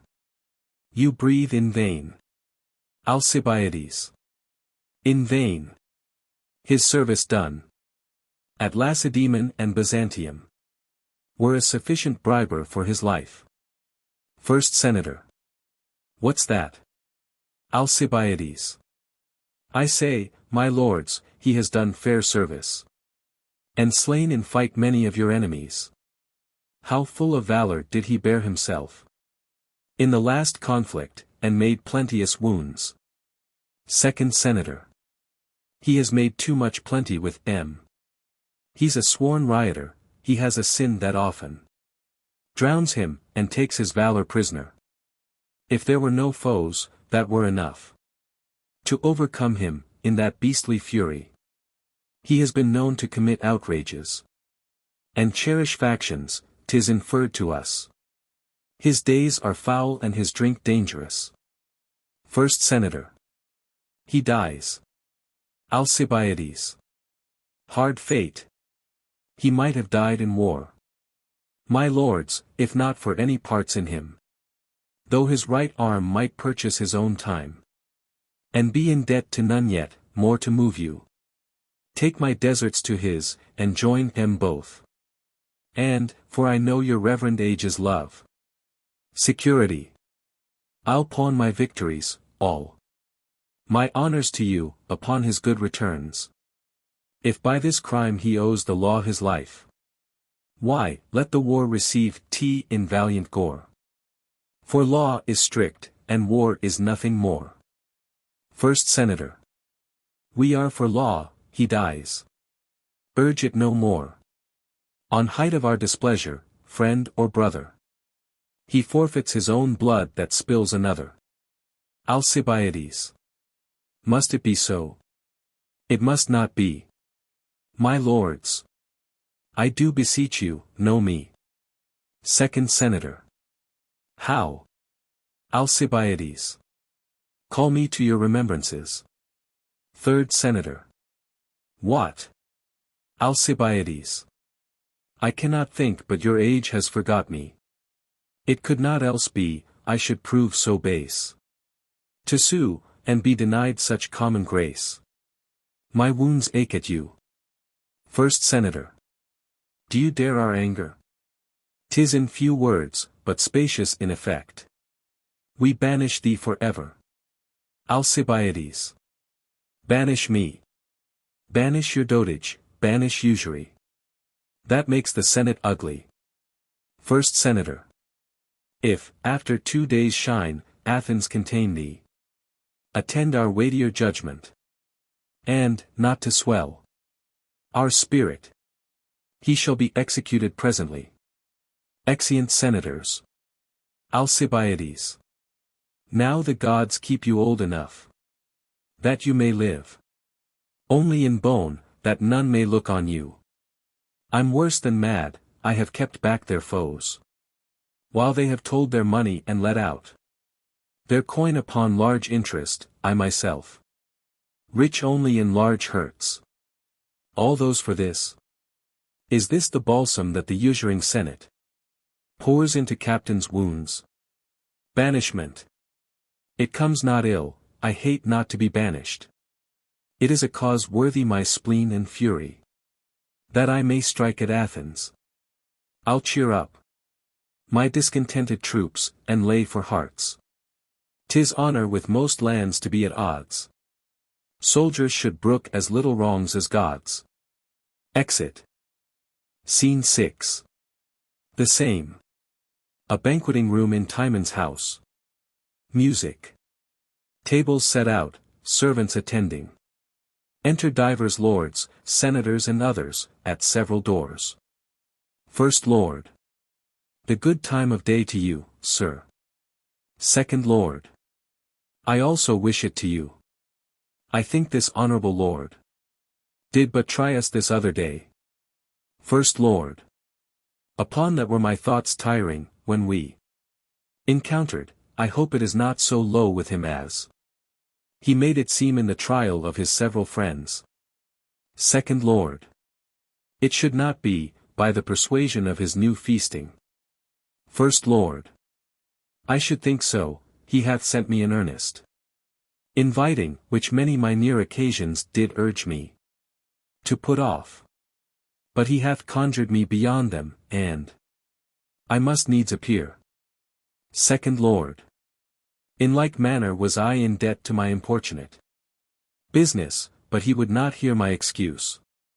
I am sorry, when he sent to borrow of me, that my provision was out. First Lord. I am sick of that grief too, as I understand how all things go. Second Lord. Every man hears so. What would he have borrowed of you? First Lord. 1,000 pieces. Second Lord. 1,000 pieces. First Lord. What of you? Second Lord. He sent to me, sir, here he comes. Enter Timon and attendants. Timon. With all my heart, gentlemen both, and how fare you? First Lord. Ever at the best, hearing well of your lordship. Second Lord. The swallow follows not some are more willing than we. Your lordship. Timon. Aside, nor more willingly leaves winter, such summer birds are men. Gentlemen, our dinner will not recompense this long stay, feast your ears with the music awhile, if they will fare so harshly. Oh, the trumpets sound, we shall to tea presently. First Lord. I hope it remains not unkindly with your lordship, that I returned you an empty messenger. Timon. Oh, sir, let it not trouble you. Second Lord. My noble lord. Timon. Ah, my good friend, what cheer? Second Lord. My most honorable lord, I am e'en sick of shame. That, when your lordship this other day sent to me, I was so unfortunate a beggar. Timon. Think not on tea, sir. Second Lord. If you had sent but 2 hours before. Timon. Let it not cumber your better remembrance. The banquet brought in. Come, bring in all together. Second Lord. All covered dishes. First Lord. Royal cheer, I warrant you. Third Lord. Doubt not that, if money in the season can yield it. First Lord. How do you? What's the news? Third Lord. Alcibiades is banished, hear you of it? First Lord. Second Lord. Alcibiades banished. Third Lord. 'Tis so, be sure of it. First Lord. How? How? Second Lord. I pray you, upon what? Timon. My worthy friends, will you draw near? Third Lord. I'll tell you more anon. Here's a noble feast toward. Second Lord. This is the old man still. Third Lord. Wilt tea hold? Wilt tea hold? Second Lord. It does, but time will and so. Third Lord. I do conceive. Timon. Each man to his stool, with that spur as he would to the lip of his mistress, your diet shall be in all places alike. Make not a city feast of it, to let the meat cool ere we can agree upon the first place. Sit, sit. The gods require our thanks. You great benefactors, sprinkle our society with thankfulness. For your own gifts, make yourselves praised, but reserve still to give, lest your deities be despised. Lend to each man enough, that one need not lend to another, for, were your godheads to borrow of men, men would forsake the gods. Make the meat be beloved more than the man that gives it. Let no assembly of 20 be without a score of villains, if there sit 12 women at the table, let a dozen of them be as they are. The rest of your fees, O gods, the senators of Athens, together with the common lag of people, what is amiss in them, you gods, make suitable for destruction. For these my present friends, as they are to me nothing, so in nothing bless them, and to nothing are they welcome. Uncover, dogs, and lap. The dishes are uncovered and seen to be full of warm water. Some speak. What does his lordship mean? Some others. I know not. Timon. May you a better feast never behold. You not of mouth friends, I smoke and lukewarm water is your perfection. This is Timon's last. Who, stuck and spangled with your flatteries, washes it off, and sprinkles in your faces your reeking villainy, throwing the water in their faces. Live loathed and long. Most smiling, smooth, detested parasites. Courteous destroyers, affable wolves, meek bears. You fools of fortune, trencher friends, time's flies. Cap and knee slaves, vapors. And minute jacks. Of man and beast the infinite malady. Crust you quite o'er. What, dost thou go? Soft, Take thy physic first thou too and thou. Stay, I will lend thee money, borrow none. Throws the dishes at them, and drives them out. What, all in motion? Henceforth be no feast. Whereat a villain's not a welcome guest. Burn, house. Sink, Athens. Henceforth hated be. Of Timon man and all humanity. Exit. Re-enter the lords, senators, and see. First Lord. How now, my lords? Second Lord. Know you the quality of Lord Timon's fury? Third Lord. Push. Did you see my cap? Fourth Lord. I have lost my gown. First Lord. He's but a mad lord, and naught but humor sways him. He gave me a jewel other day, and now he has beat it out of my hat. Did you see my jewel? Third Lord. Did you see my cap? Second Lord. Here 'tis. Fourth Lord. Here lies my gown. First Lord. Let's make no stay. Second Lord. Lord Timon's mad. Third Lord. I feel upon my bones. Fourth Lord. One day he gives us diamonds, next day stones. Exeunt. Act 4. Scene 1. Without the walls of Athens. Enter Timon. Timon. Let me look back upon thee. O thou wall! That girdlest in those wolves, dive in the earth. And fence not Athens. Matrons, turn incontinent. Obedience fail in children. Slaves and fools. Pluck the grave wrinkled senate from the bench. And minister in their steads. To general filths. Convert the instant, green virginity. Do in your parents' eyes. Bankrupts, hold fast. Rather than render back, out with your knives. And cut your trusters' throats. Bound servants, steal. Large-handed robbers your grave masters are. And pill by law. Maid, to thy master's bed. Thy mistress is the brothel. Son of 16. Pluck the lined crutch from thy old limping sire. With it beat out his brains. Piety, and fear. Religion to the gods, peace, justice, truth. Domestic awe, night rest, and neighborhood.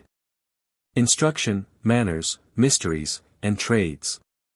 Degrees, observances, customs, and laws. Decline to your confounding contraries. And let confusion live. Plagues, incident to men. Your potent and infectious fevers heap. On Athens, ripe for stroke. Thou cold sciatica. Cripple our senators, that their limbs may halt. As lamely as their manners. Lust and liberty. Creep in the minds and marrows of our youth. That, gainst the stream of virtue they may strive. And drown themselves in riot. Itches, blains. Sow all the Athenian bosoms, and their crop. Be general leprosy. Breath infect breath. At their society, as their friendship, may. Merely poison. Nothing I'll bear from thee. But nakedness, thou detestable town. Take thou that too, with multiplying bands. Timon will to the woods. Where he shall find the unkindest beast more kinder than mankind. The gods confound hear me, you good gods all. The Athenians both within and out that wall. And grant, as Timon grows, his hate may grow. To the whole race of mankind, high and low. Amen. Exit. Scene 2. Athens. A room in Timon's house. Enter Flavius, with 2 or 3 servants. First servant. Hear you, master steward, where's our master? Are we undone? Cast off? Nothing remaining? Flavius. Alack, my fellows, what should I say to you? Let me be recorded by the righteous gods. I am as poor as you. First servant. Such a house broke. So noble a master fallen. All gone. And not one friend to take his fortune by the arm, and go along with him. Second servant. As we do turn our backs from our companion thrown into his grave, so his familiars to his buried fortunes slink all away, leave their false vows with him, like empty purses picked, and his poor self a dedicated beggar to the air, with his disease of all-shunned poverty, walks, like contempt, alone. More of our fellows. Enter other servants. Flavius. All broken implements of a ruined house. Third servant. Yet do our hearts wear Timon's livery. That see I by our faces. We are fellows still. Serving alike in sorrow, leaked is our bark. And we, poor mates, stand on the dying deck. Hearing the surge's threat, we must all part into this sea of air. Flavius.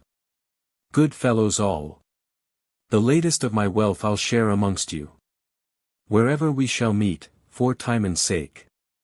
Let's yet be fellows, let's shake our heads, and say, as 'twere a knell unto our master's fortunes.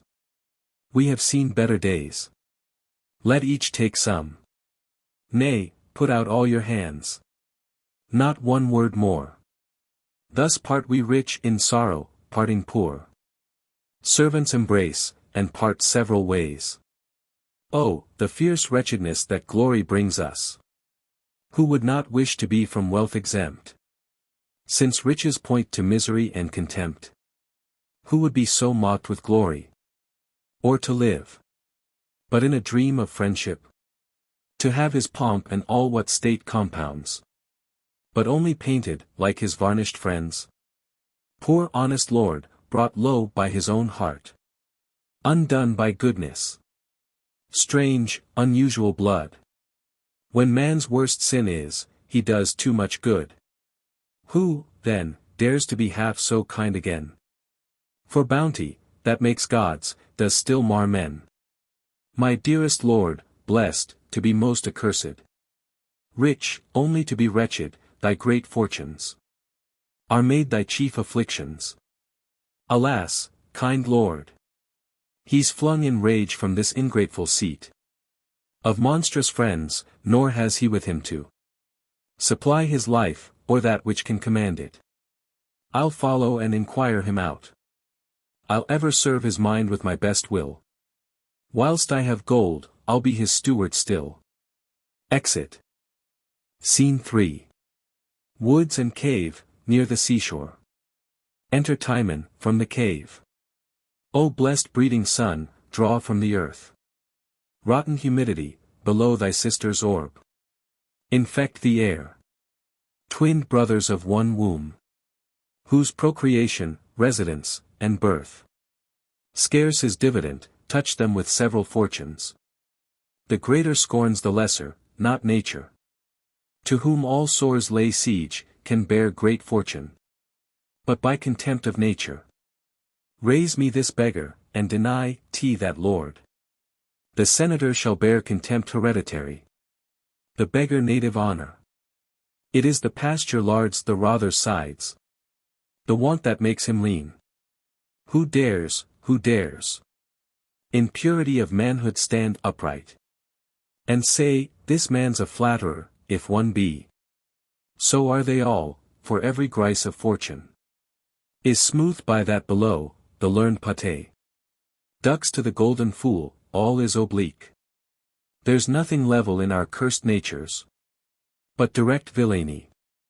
Therefore, be abhorred all feasts, societies, and throngs of men. His semblable, yea, himself, Timon disdains. Destruction fong mankind. Earth, yield me roots. Digging. Who seeks for better of thee, sauce his palate with thy most operant poison. What is here? Gold. Yellow, glittering, precious gold. No, gods. I am no idle votarist, roots, you clear heavens. Thus much of this will make black white, foul fair. Wrong right, base noble, old young, coward valiant.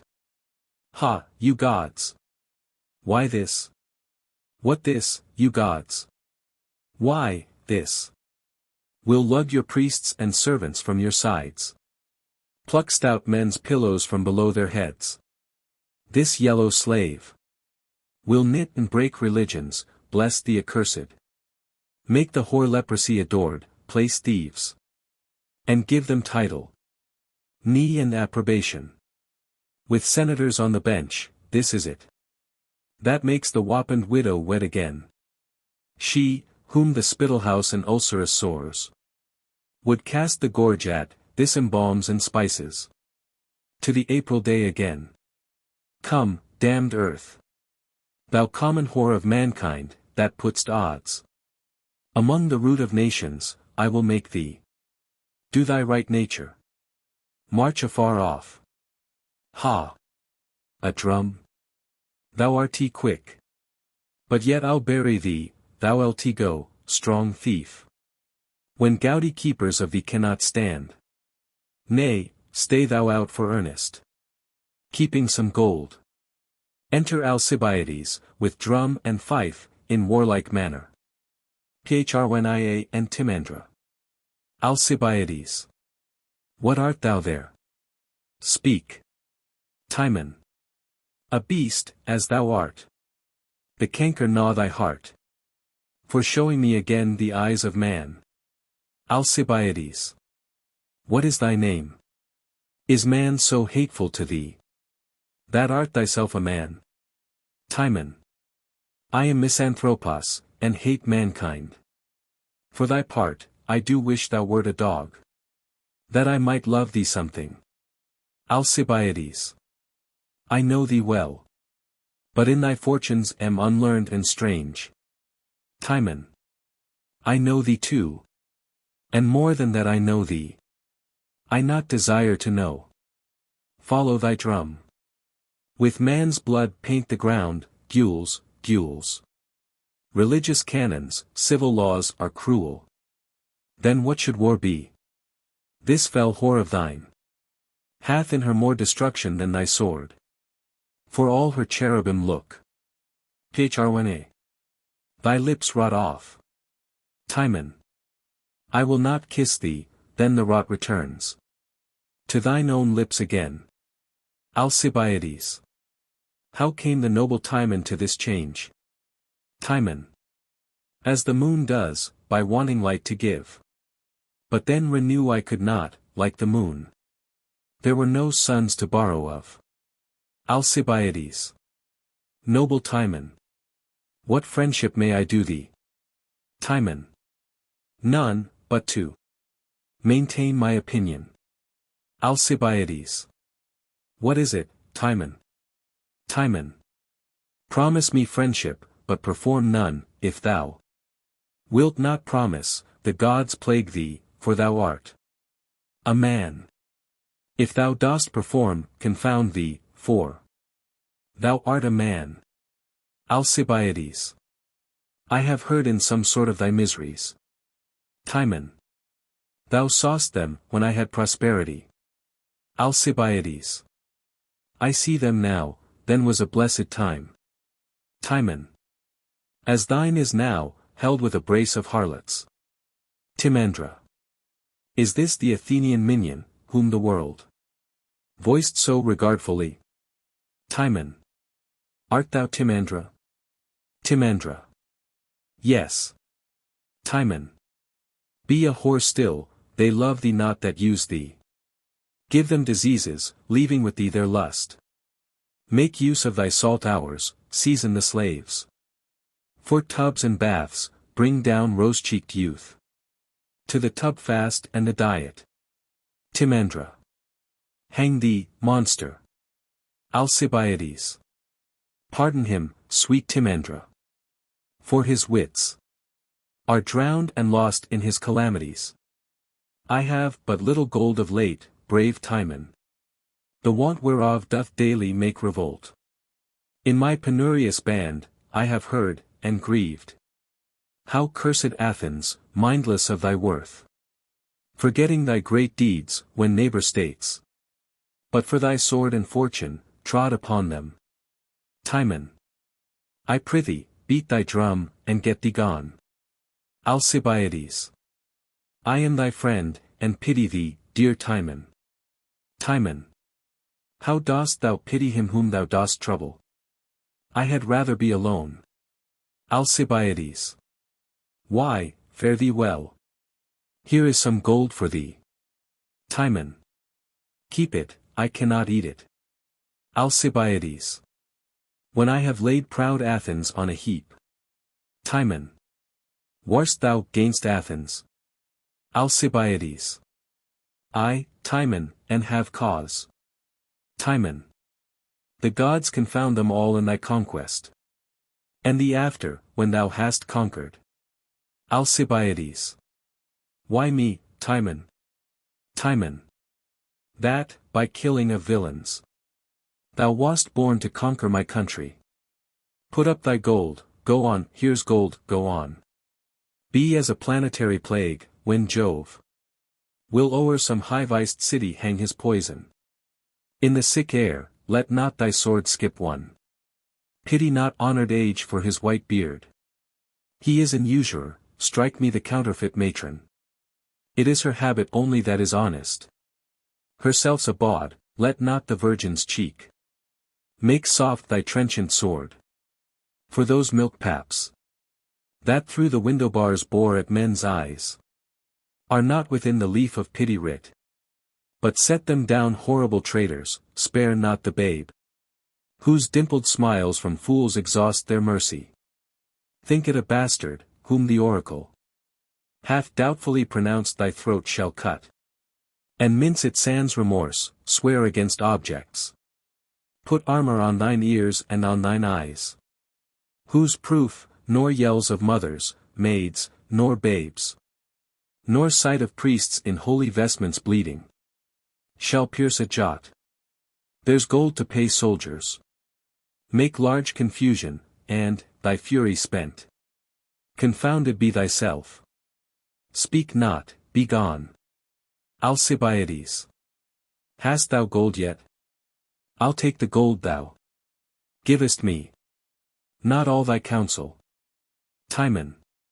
Dost thou, or dost thou not, heaven's curse upon thee? Phrynia Timandra. Give us some gold, good Timon, hast thou more? Timon. Enough to make a whore forswear her trade.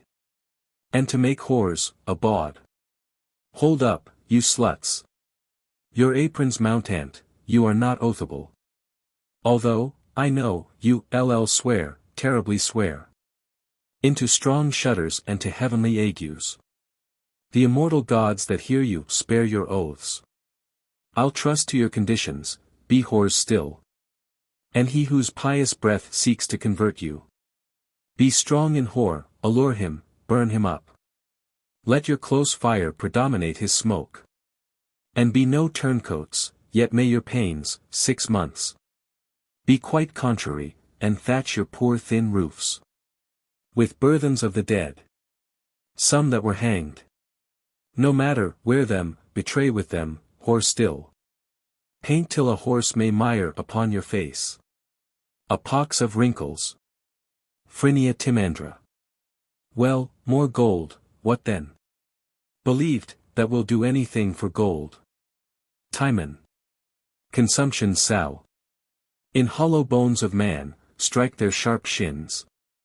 And mar men's spurring. Crack the lawyer's voice. That he may never more false title plead. Nor sound his quillets shrilly, whore the flamen. That scolds against the quality of flesh. And not believes himself, down with the nose. Down with it flat. Take the bridge quite away. Of him that, his particular to foresee. Smells from the general wheel, make curled pate. Ruffians bald. And let the unscarred braggarts of the war derive some pain from you, plague all. That your activity may defeat and quell. The source of all erection. There's more gold. Do you damn others, and let this damn you. And ditches grave you all. Phrynia Timandra. More counsel with more money, bounteous Timon. Timon. More whore, more mischief first, I have given you earnest. Alcibiades. Strike up the drum towards Athens. Farewell, Timon. If I thrive well, I'll visit thee again. Timon. If I hope well, I'll never see thee more. Alcibiades. I never did thee harm. Timon. Yes, thou spokest well of me. Alcibiades. Call'st thou that harm? Timon. Men daily find it. Get thee away, and take thy beagles with thee. Alcibiades. We but offend him. Strike. Drum beats. Exeunt Alcibiades, Phrynia, and Timandra. Timon.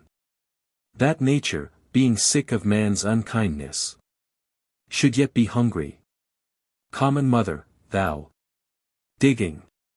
Whose womb unmeasurable, and infinite breast teems, and feeds all.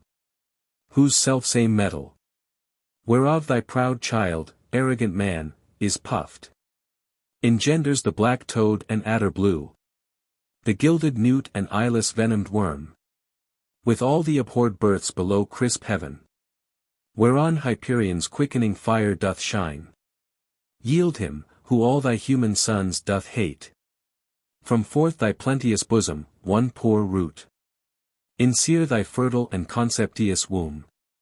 Let it no more bring out ingrateful man. Go great with tigers, dragons, wolves, and bears. Teem with new monsters, whom thy upward face hath to the marbled mansion all above. Never presented, oh, a root, dear thanks.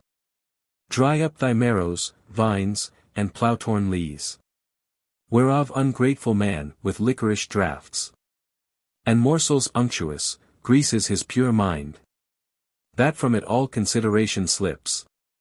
Enter Apemantus. More man. Plague, plague. Apemantus.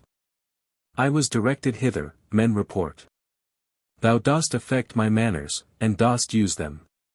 Timon. 'Tis, then, because thou dost not keep a dog, whom I would imitate, consumption catch thee. Apemantus. This is in thee a nature but infected. A poor unmanly melancholy sprung from change of fortune. Why this spade? This place? This slave-like habit? And these looks of care? Thy flatterers yet wear silk, drink wine, lie soft, hug their diseased perfumes, and have forgot that ever Timon was. Shame not these woods by putting on the cunning of a carper. Be thou a flatterer now, and seek to thrive. By that which has undone thee, hinge thy knee. And let his very breath, whom thou lt observe, blow off thy cap, praise his most vicious strain, and call it excellent. Thou wast told thus. Thou gavest thine ears like tapsters that bid welcome. To knaves and all approachers, 'tis most just that thou turn rascal, hadst thou wealth again. Rascals should have tea. Do not assume my likeness. Timon. Were I like thee, I'ld throw away myself. Apemantus. Thou hast cast away thyself, being like thyself. A madman so long, now a fool. What, think'st? That the bleak air, thy boisterous chamberlain, will put thy shirt on warm? Will these mossed trees, that have outlived the eagle, page thy heels, and skip where thou point'st out? Will the cold brook, candied with ice, coddle thy morning taste? To cure thy o'ernight surfeit, call the creatures, whose naked natures live in the spite of wreakful heaven, whose bare unhoused trunks, to the conflicting elements exposed, answer mere nature, bid them flatter thee. Oh, thou shalt find. Timon. A fool of thee, depart. Apemantus. I love thee better now than e'er I did. Timon. I hate thee worse. Apemantus. Why? Timon. Thou flatterest misery. Apemantus. I flatter not, but say thou art a caitiff. Timon. Why dost thou seek me out? Apemantus. To vex thee. Timon. Always a villain's office or a fool's. Dost please thyself in't? Apemantus. I. Timon. What? A knave too? Apemantus.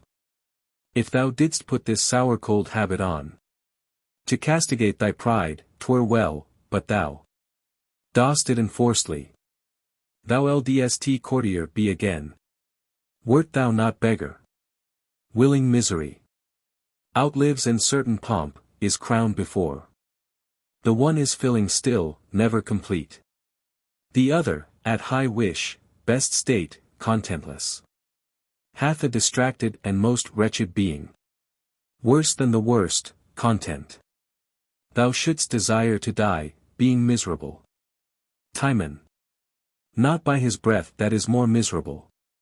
Thou art a slave, whom fortune's tender arm with favour never clasped, but bred a dog.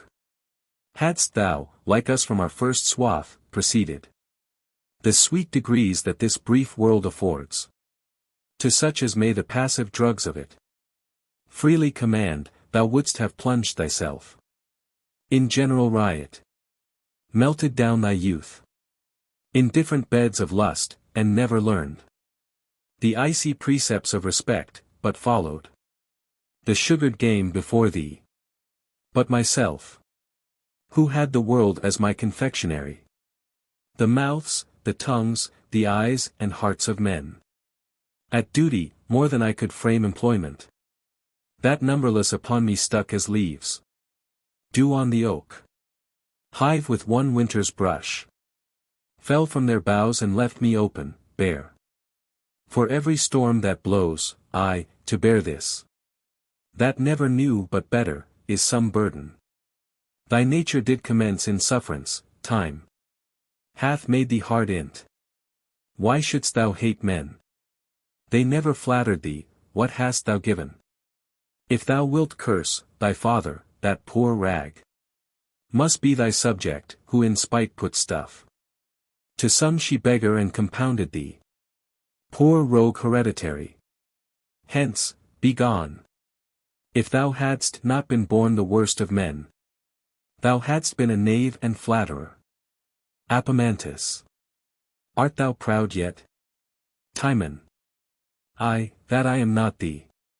Apemantus. I, that I was no prodigal. Timon. I, that I am one now. Were all the wealth I have shut up in thee, I'ld give thee leave to hang it. Get thee gone. That the whole life of Athens were in this. Thus would I eat it. Eating a root. Apemantus. Here, I will mend thy feast. Offering him a root. Timon. First mend my company, take away thyself. Apemantus. So I shall mend mine own, by the lack of thine. Timon. 'Tis not well mended so, it is but botched. If not, I would it were. Apemantus. What wouldst thou have to Athens? Timon. Thee thither in a whirlwind. If thou wilt, tell them there I have gold, look, so I have. Apemantus. Here is no use for gold.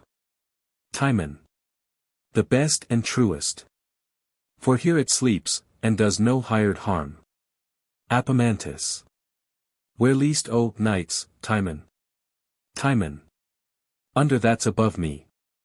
Where feedst thou o days, Apemantus? Apemantus. Where my stomach finds meat, or, rather, where I eat it. Timon. Would poison were obedient and knew my mind. Apemantus. Where wouldst thou send it? Timon. To sauce thy dishes. Apemantus. The middle of humanity thou never knewest, but the extremity of both ends, when thou wast in thy guilt. And thy perfume, they mocked thee for too much curiosity, in thy rags thou knowest none, but art despised for the contrary. There's a meddler for thee, eat it. Timon. On what I hate I feed not. Apemantus. Dost hate a meddler? Timon. Aye, though it look like thee. Apemantus. And thou hadst hated meddlers sooner, thou shouldst have loved thyself better now. What man didst thou ever know unthrift that was beloved after his means? Timon. Who, without those means thou talkest of, didst thou ever know beloved? Apemantus. Myself. Timon. I understand thee, thou hadst some means to keep a dog. Apemantus. What things in the world canst thou nearest compare to thy flatterers? Timon. Women nearest, but men are the things themselves. What wouldst thou do with the world? Apemantus, if it lay in thy power? Apemantus. Give it the beasts, to be rid of the men. Timon. Wouldst thou have thyself fall in the confusion of men, and remain a beast with the beasts? Apemantus. I, Timon. Timon. A beastly ambition, which the gods grant thee to attain to. If thou wert the lion, the fox would beguile thee. If thou wert the lamb, the fox would eat thee. If thou wert the fox, the lion would suspect thee, when peradventure thou wert accused by the ass. If thou wert the ass, thy dullness would torment thee. And still thou livedst but as a breakfast to the wolf. If thou wert the wolf, thy greediness would afflict thee, and oft thou shouldst hazard thy life for thy dinner. Wert thou the unicorn, pride and wrath would confound thee and make thine own self the conquest of thy fury. Wert thou a bear, thou wouldst be killed by the horse. Wert thou a horse, thou wouldst be seized by the leopard. Wert thou a leopard, thou wert German too. The lion and the spots of thy kindred were jurors on thy life. All thy safety were remotion and thy defense absence. What beast couldst thou be, that were not subject to a beast? And what a beast art thou already, that sayest not thy loss in transformation? Apemantus. If thou couldst please me with speaking to me, thou mightst have hit upon it here. The commonwealth of Athens is become a forest of beasts. Timon. How has the ass broke the wall, that thou art out of the city? Apemantus.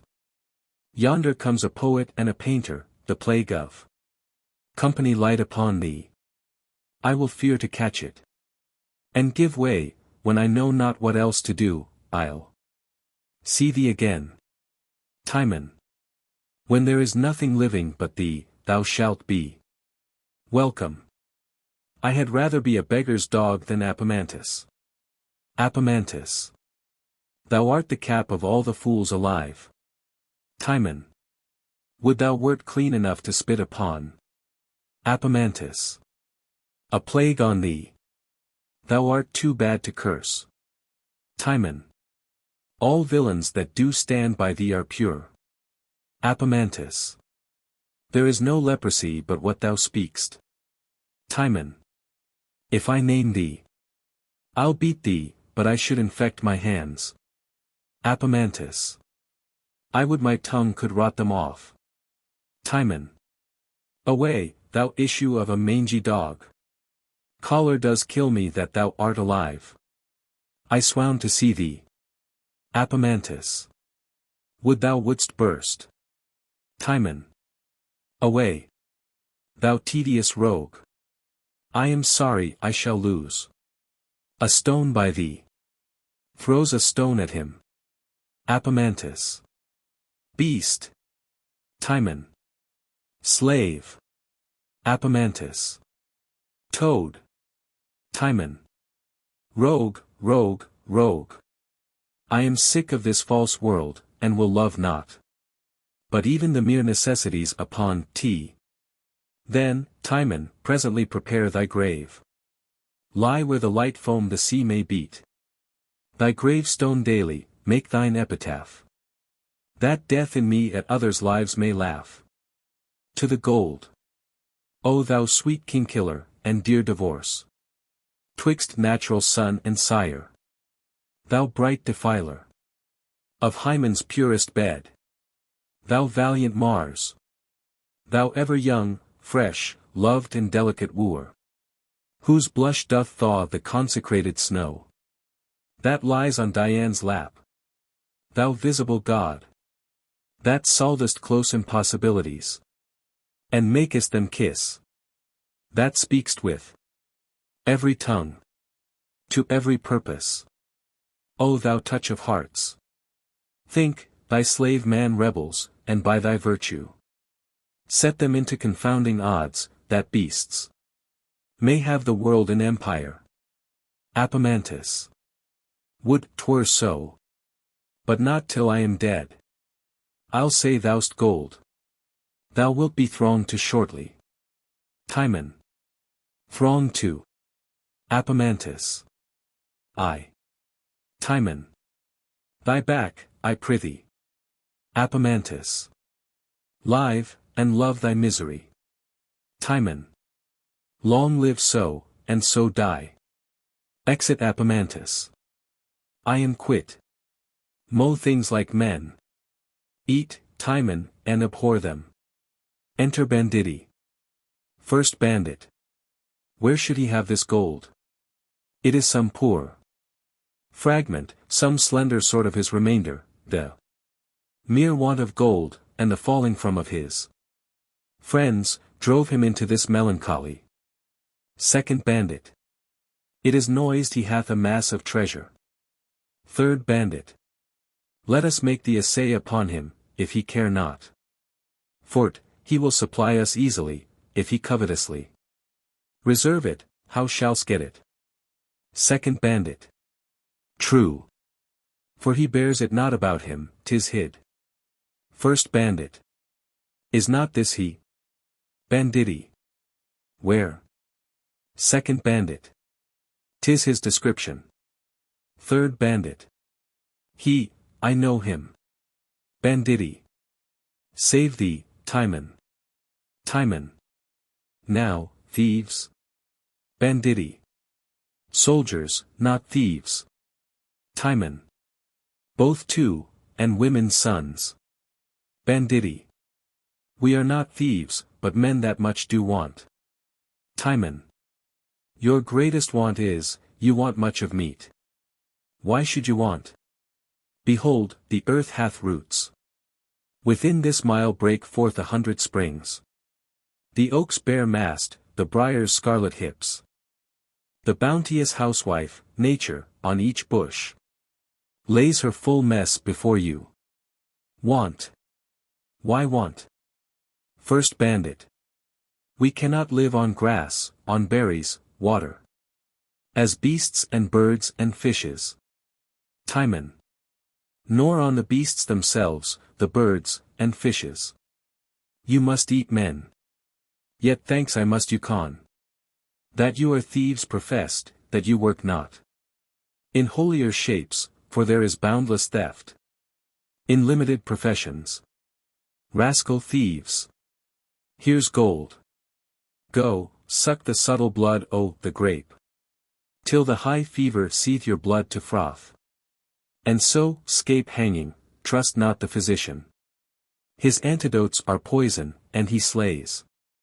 Mo than you rob, take wealth and lives together.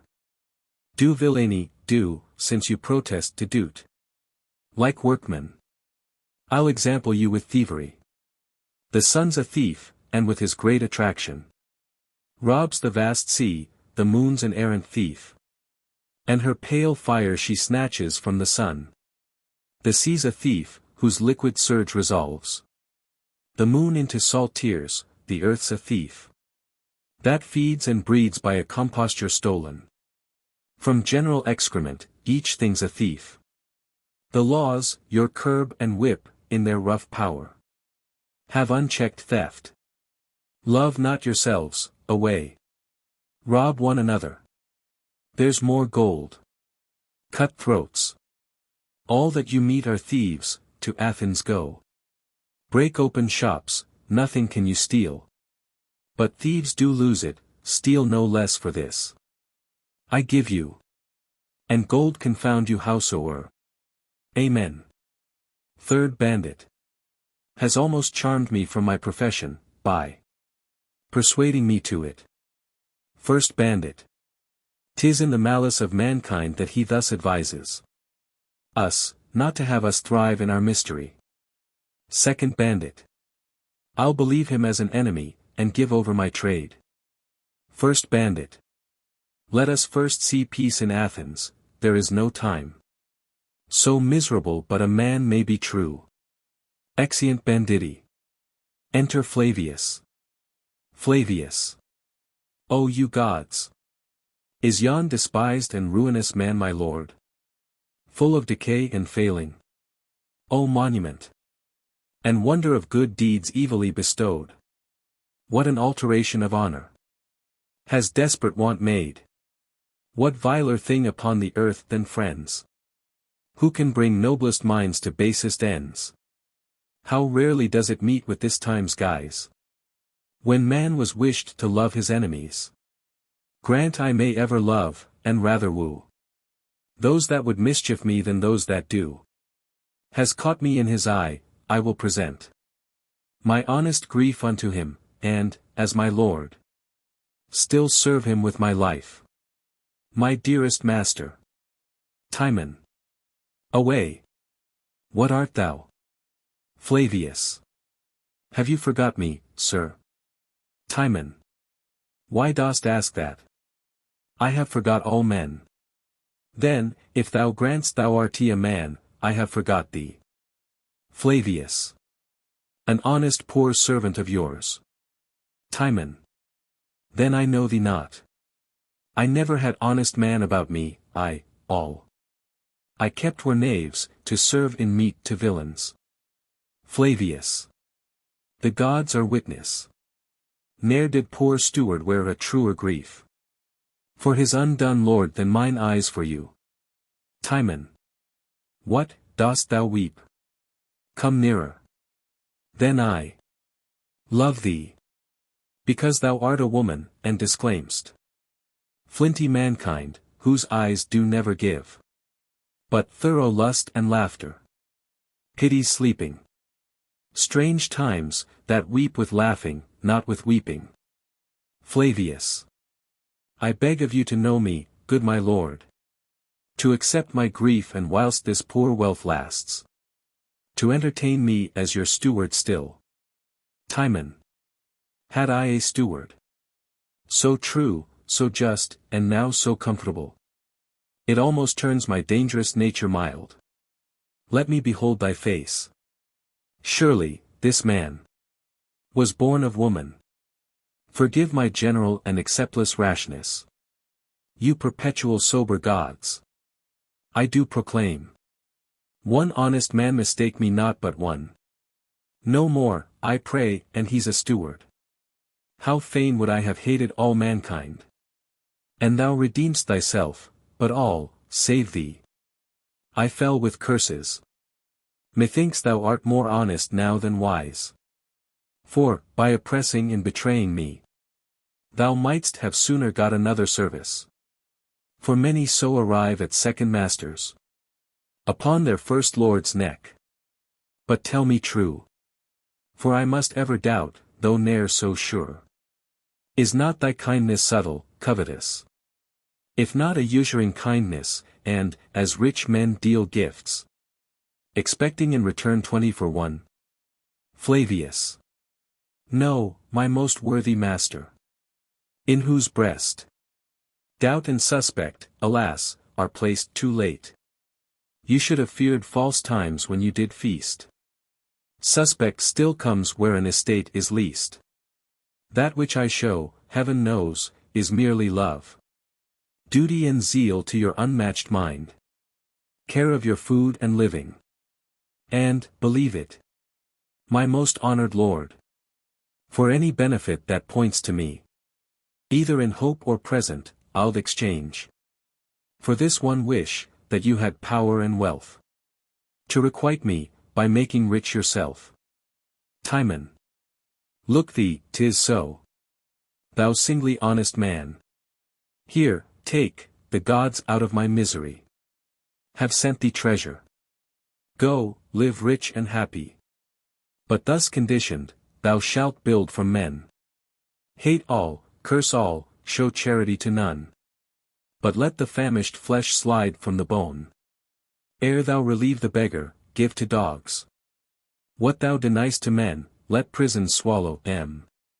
Debts wither to nothing. Be men like blasted woods. And may diseases lick up their false bloods. And so fare well and thrive. Flavius. Oh, let me stay. And comfort you, my master.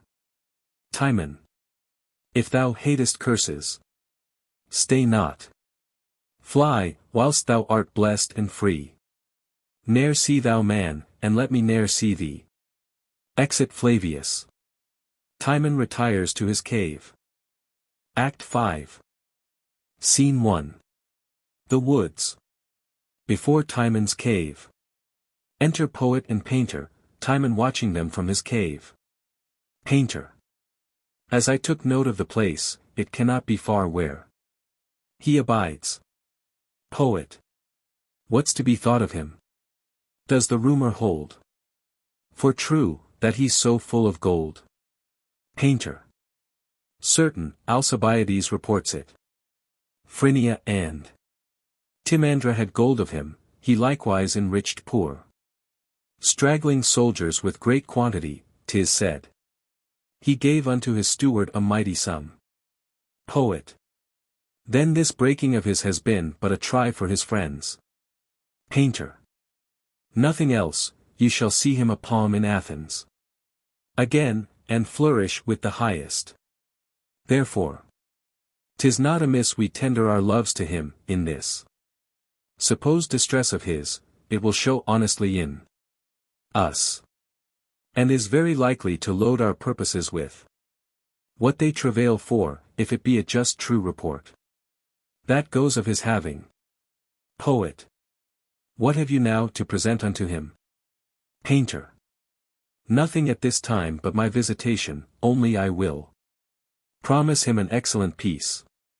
Poet. I must serve him so too, tell him of an intent that's coming toward him.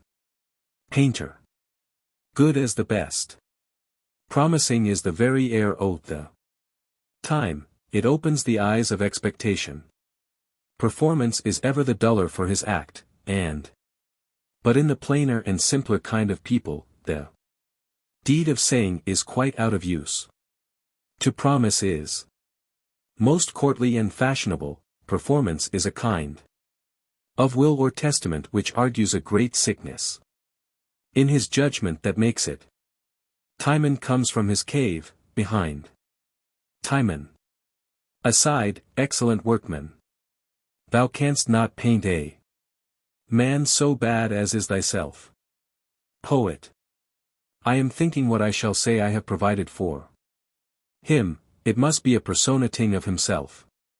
A satire against the softness of prosperity, with a discovery of the infinite flatteries that follow youth and opulency. Timon. Aside, must thou needs stand for a villain in thine own work? Wilt thou whip thine own faults in other men? Do so, I have gold for thee. Poet. Nay, let's seek him. Then do we sin against our own estate, when we may profit meet and come too late. Painter. True. When the day serves, before black-cornered night, find what thou want'st by free and offered light. Come. Timon. Aside, I'll meet you at the turn. What a God's gold. That he is worshipped in a baser temple than where swine feed. 'Tis thou that rigg'st the bark and plough'st the foam. Settlest admired reverence in a slave. To thee be worship. And thy saints for aye. Be crowned with plagues that thee alone obey. Fit I meet them. Coming forward. Poet. Hail, worthy Timon. Painter. Our late noble master. Timon. Have I once lived to see two honest men? Poet. Sir. Having often of your open bounty tasted. Hearing you were retired, your friends fallen off.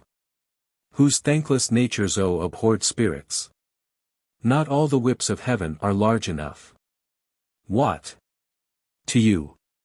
Whose star-like nobleness gave life and influence to their whole being. I am wrapped and cannot cover the monstrous bulk of this ingratitude with any size of words. Timon. Let it go naked, men may seat the better. You that are honest, by being what you are, make them best seen and known. Painter. He and myself have travailed in the great shower of your gifts, and sweetly felt it. Timon. Aye, you are honest men. Painter. We are hither come to offer you our service. Timon. Most honest men. Why, how shall I requite you?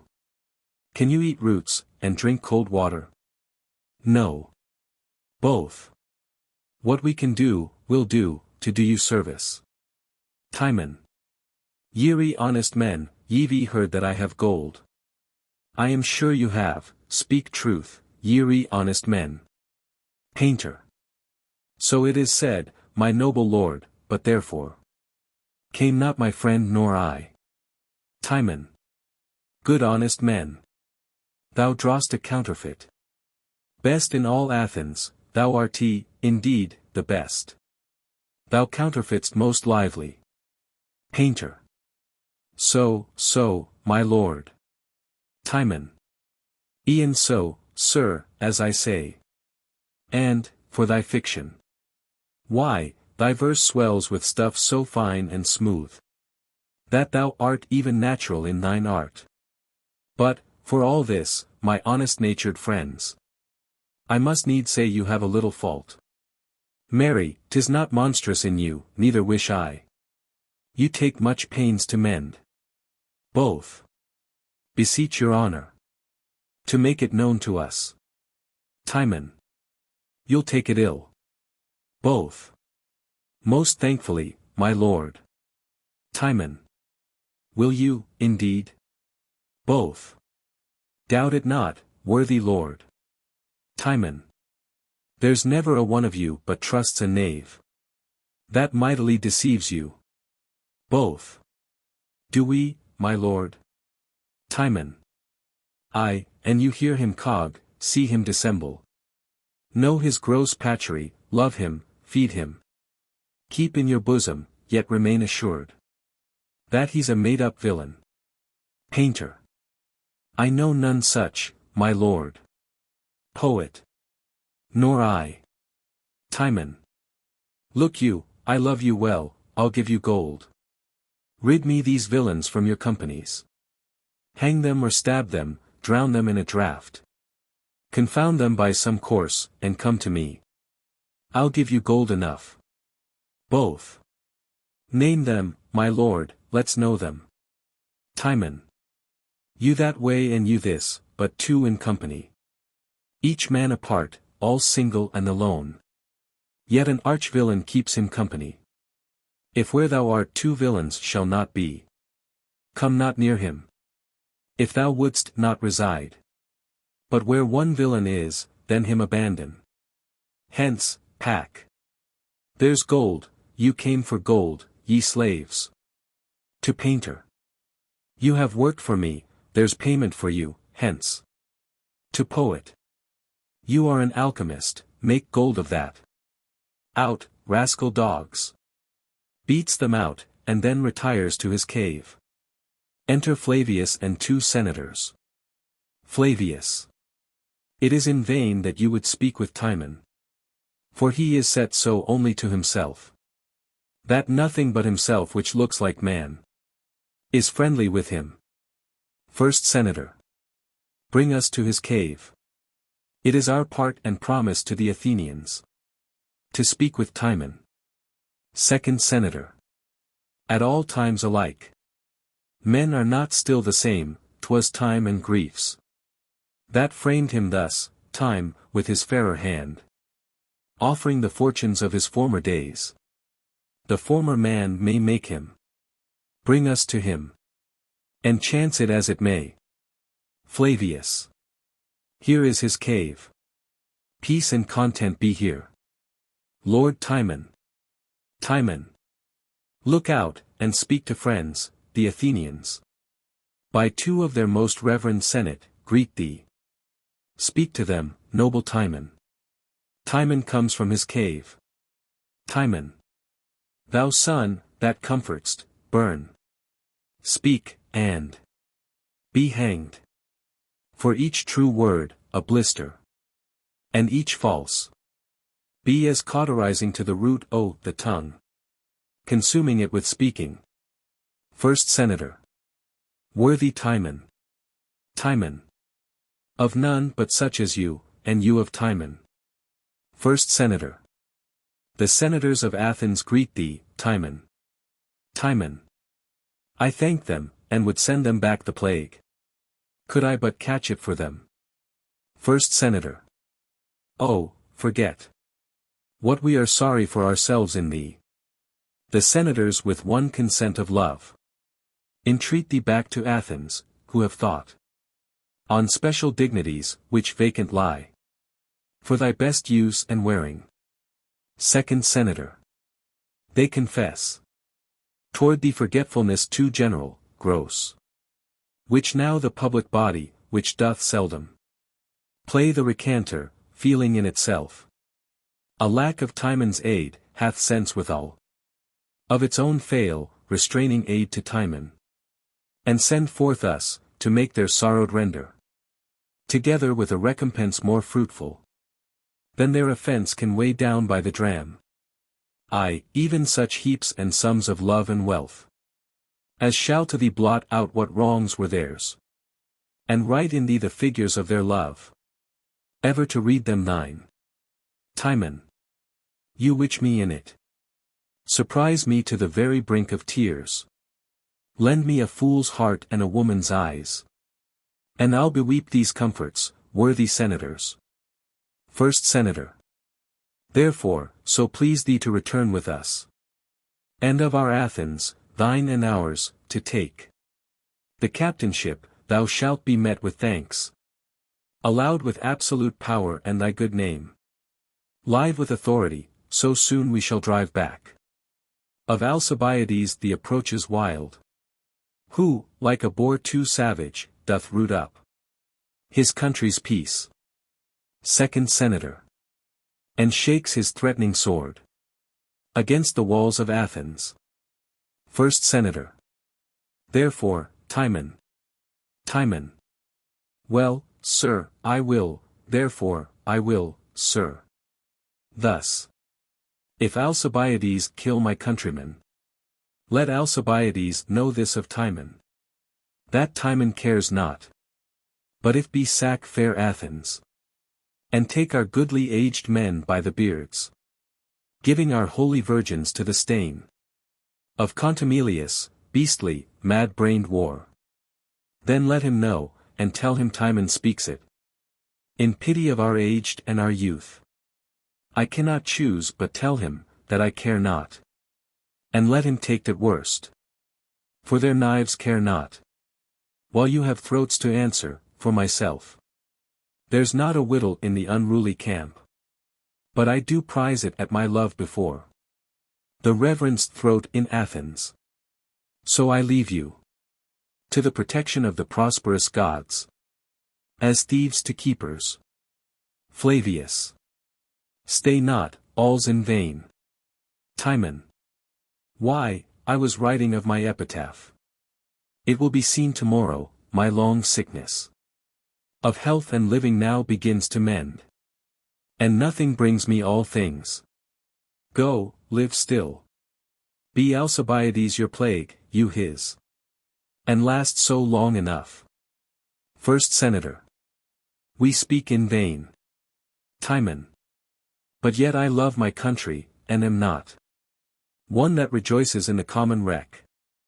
As common brute doth put it. First Senator. That's well spoke.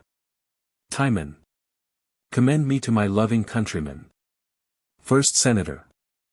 These words become your lips as they pass. Thorough them. Second Senator. And enter in our ears like great triumphers. In their applauding gates. Timon. Commend me to them. And tell them that, to ease them of their griefs.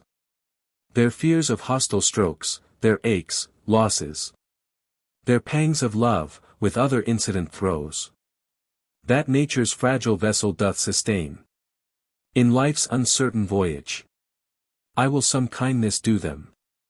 I'll teach them to prevent wild Alcibiades' wrath. First Senator. I like this well, he will return again. Timon. I have a tree, which grows here in my close. That mine own use invites me to cut down. And shortly must I fell it, tell my friends. Tell Athens, in the sequence of degree. From high to low throughout, that whoso please. To stop affliction. Let him take his haste. Come hither, ere my tree hath felt the axe. And hang himself. I pray you, do my greeting. Flavius. Trouble him no further, thus you still shall find him. Timon. Come not to me again, but say to Athens. Timon hath made his everlasting mansion. Upon the beached verge of the salt flood. Who once a day with his embossed froth. The turbulent surge shall cover, thither come. And let my gravestone be your oracle. Lips, let sour words go by and language end. What is amiss plague and infection mend? Graves only be men's works and death their gain. Sun, hide thy beams. Timon hath done his reign. Retires to his cave. First Senator. His discontents are unremovably coupled to nature. Second Senator. Our hope in him is dead, let us return. And strain what other means is left unto us. In our dear peril. First Senator. It requires swift foot. Exeunt. Scene 2. Before the walls of Athens. Enter 2 senators and a messenger. First Senator. Thou hast painfully discovered, are his files as full as thy report? Messenger. Have spoke the least. Besides, his expedition promises present approach. Second Senator. We stand much hazard, if they bring not Timon. Messenger. I met a courier, one mine ancient friend. Whom, though in general part we were opposed, yet our old love made a particular force. And made us speak like friends. This man was riding from Alcibiades to Timon's cave, with letters of entreaty, which imported his fellowship I the cause against your city. In part for his sake moved. First Senator. Here come our brothers. Enter the senators from Timon. Third Senator. No talk of Timon, nothing of him expect. The enemy's drum is heard, and fearful scouring doth choke the air with dust, in, and prepare. Ours is the fall, I fear. Our foes the snare. Exeunt. Scene 3. The woods. Timon's cave, and a rude tomb seen. Enter a soldier, seeking Timon. Soldier. By all description this should be the place. Who's here? Speak, ho. No answer. What is this? Timon is dead, who hath outstretched his span. Some beast reared this, there does not live a man. Dead, sure, and this his grave. What's on this tomb? I cannot read. The character I'll take with wax. Our captain hath in every figure skill. An aged interpreter, though young in days. Before proud Athens he set down by this. Whose fall the mark of his ambition is. Exit. Scene 4. Before the walls of Athens. Trumpets sound. Enter Alcibiades with his powers. Alcibiades. Sound to this coward and lascivious town. Our terrible approach. A parley sounded. Enter senators on the walls.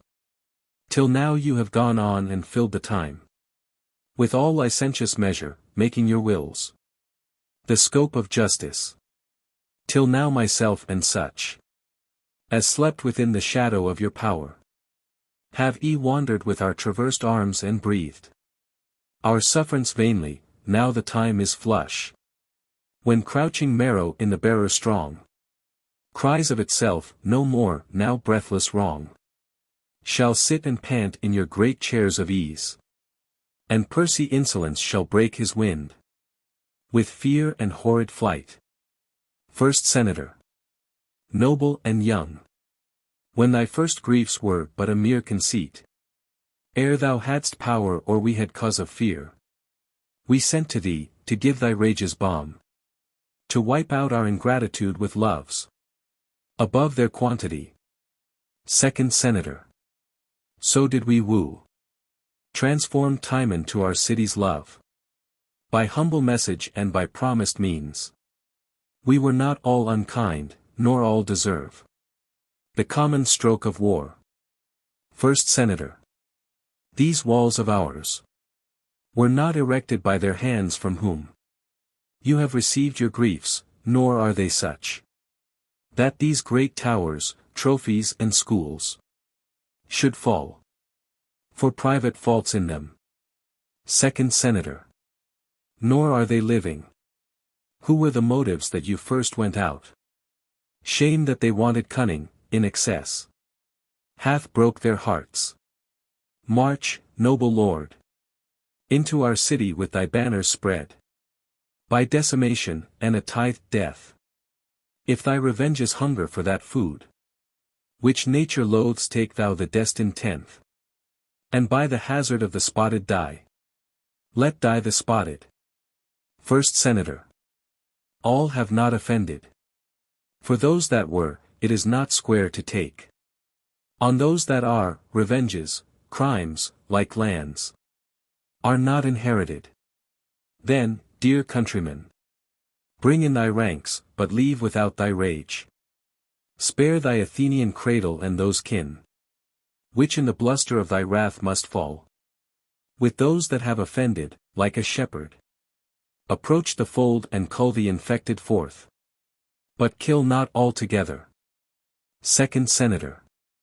What thou wilt. Thou rather shalt enforce it with thy smile. Than hew to't with thy sword. First Senator. Set but thy foot. Against our rampired gates, and they shall ope. So thou wilt send thy gentle heart before. To say thou lt enter friendly. Second Senator. Throw thy glove. Or any token of thine honor else. That thou wilt use the wars as thy redress. And not as our confusion, all thy powers. Shall make their harbor in our town, till we have sealed thy full desire. Alcibiades. Then there's my glove. Descend, and open your uncharged ports. Those enemies of Timon's and mine own. Whom you yourselves shall set out for reproof. Fall and no more, and, to atone your fears.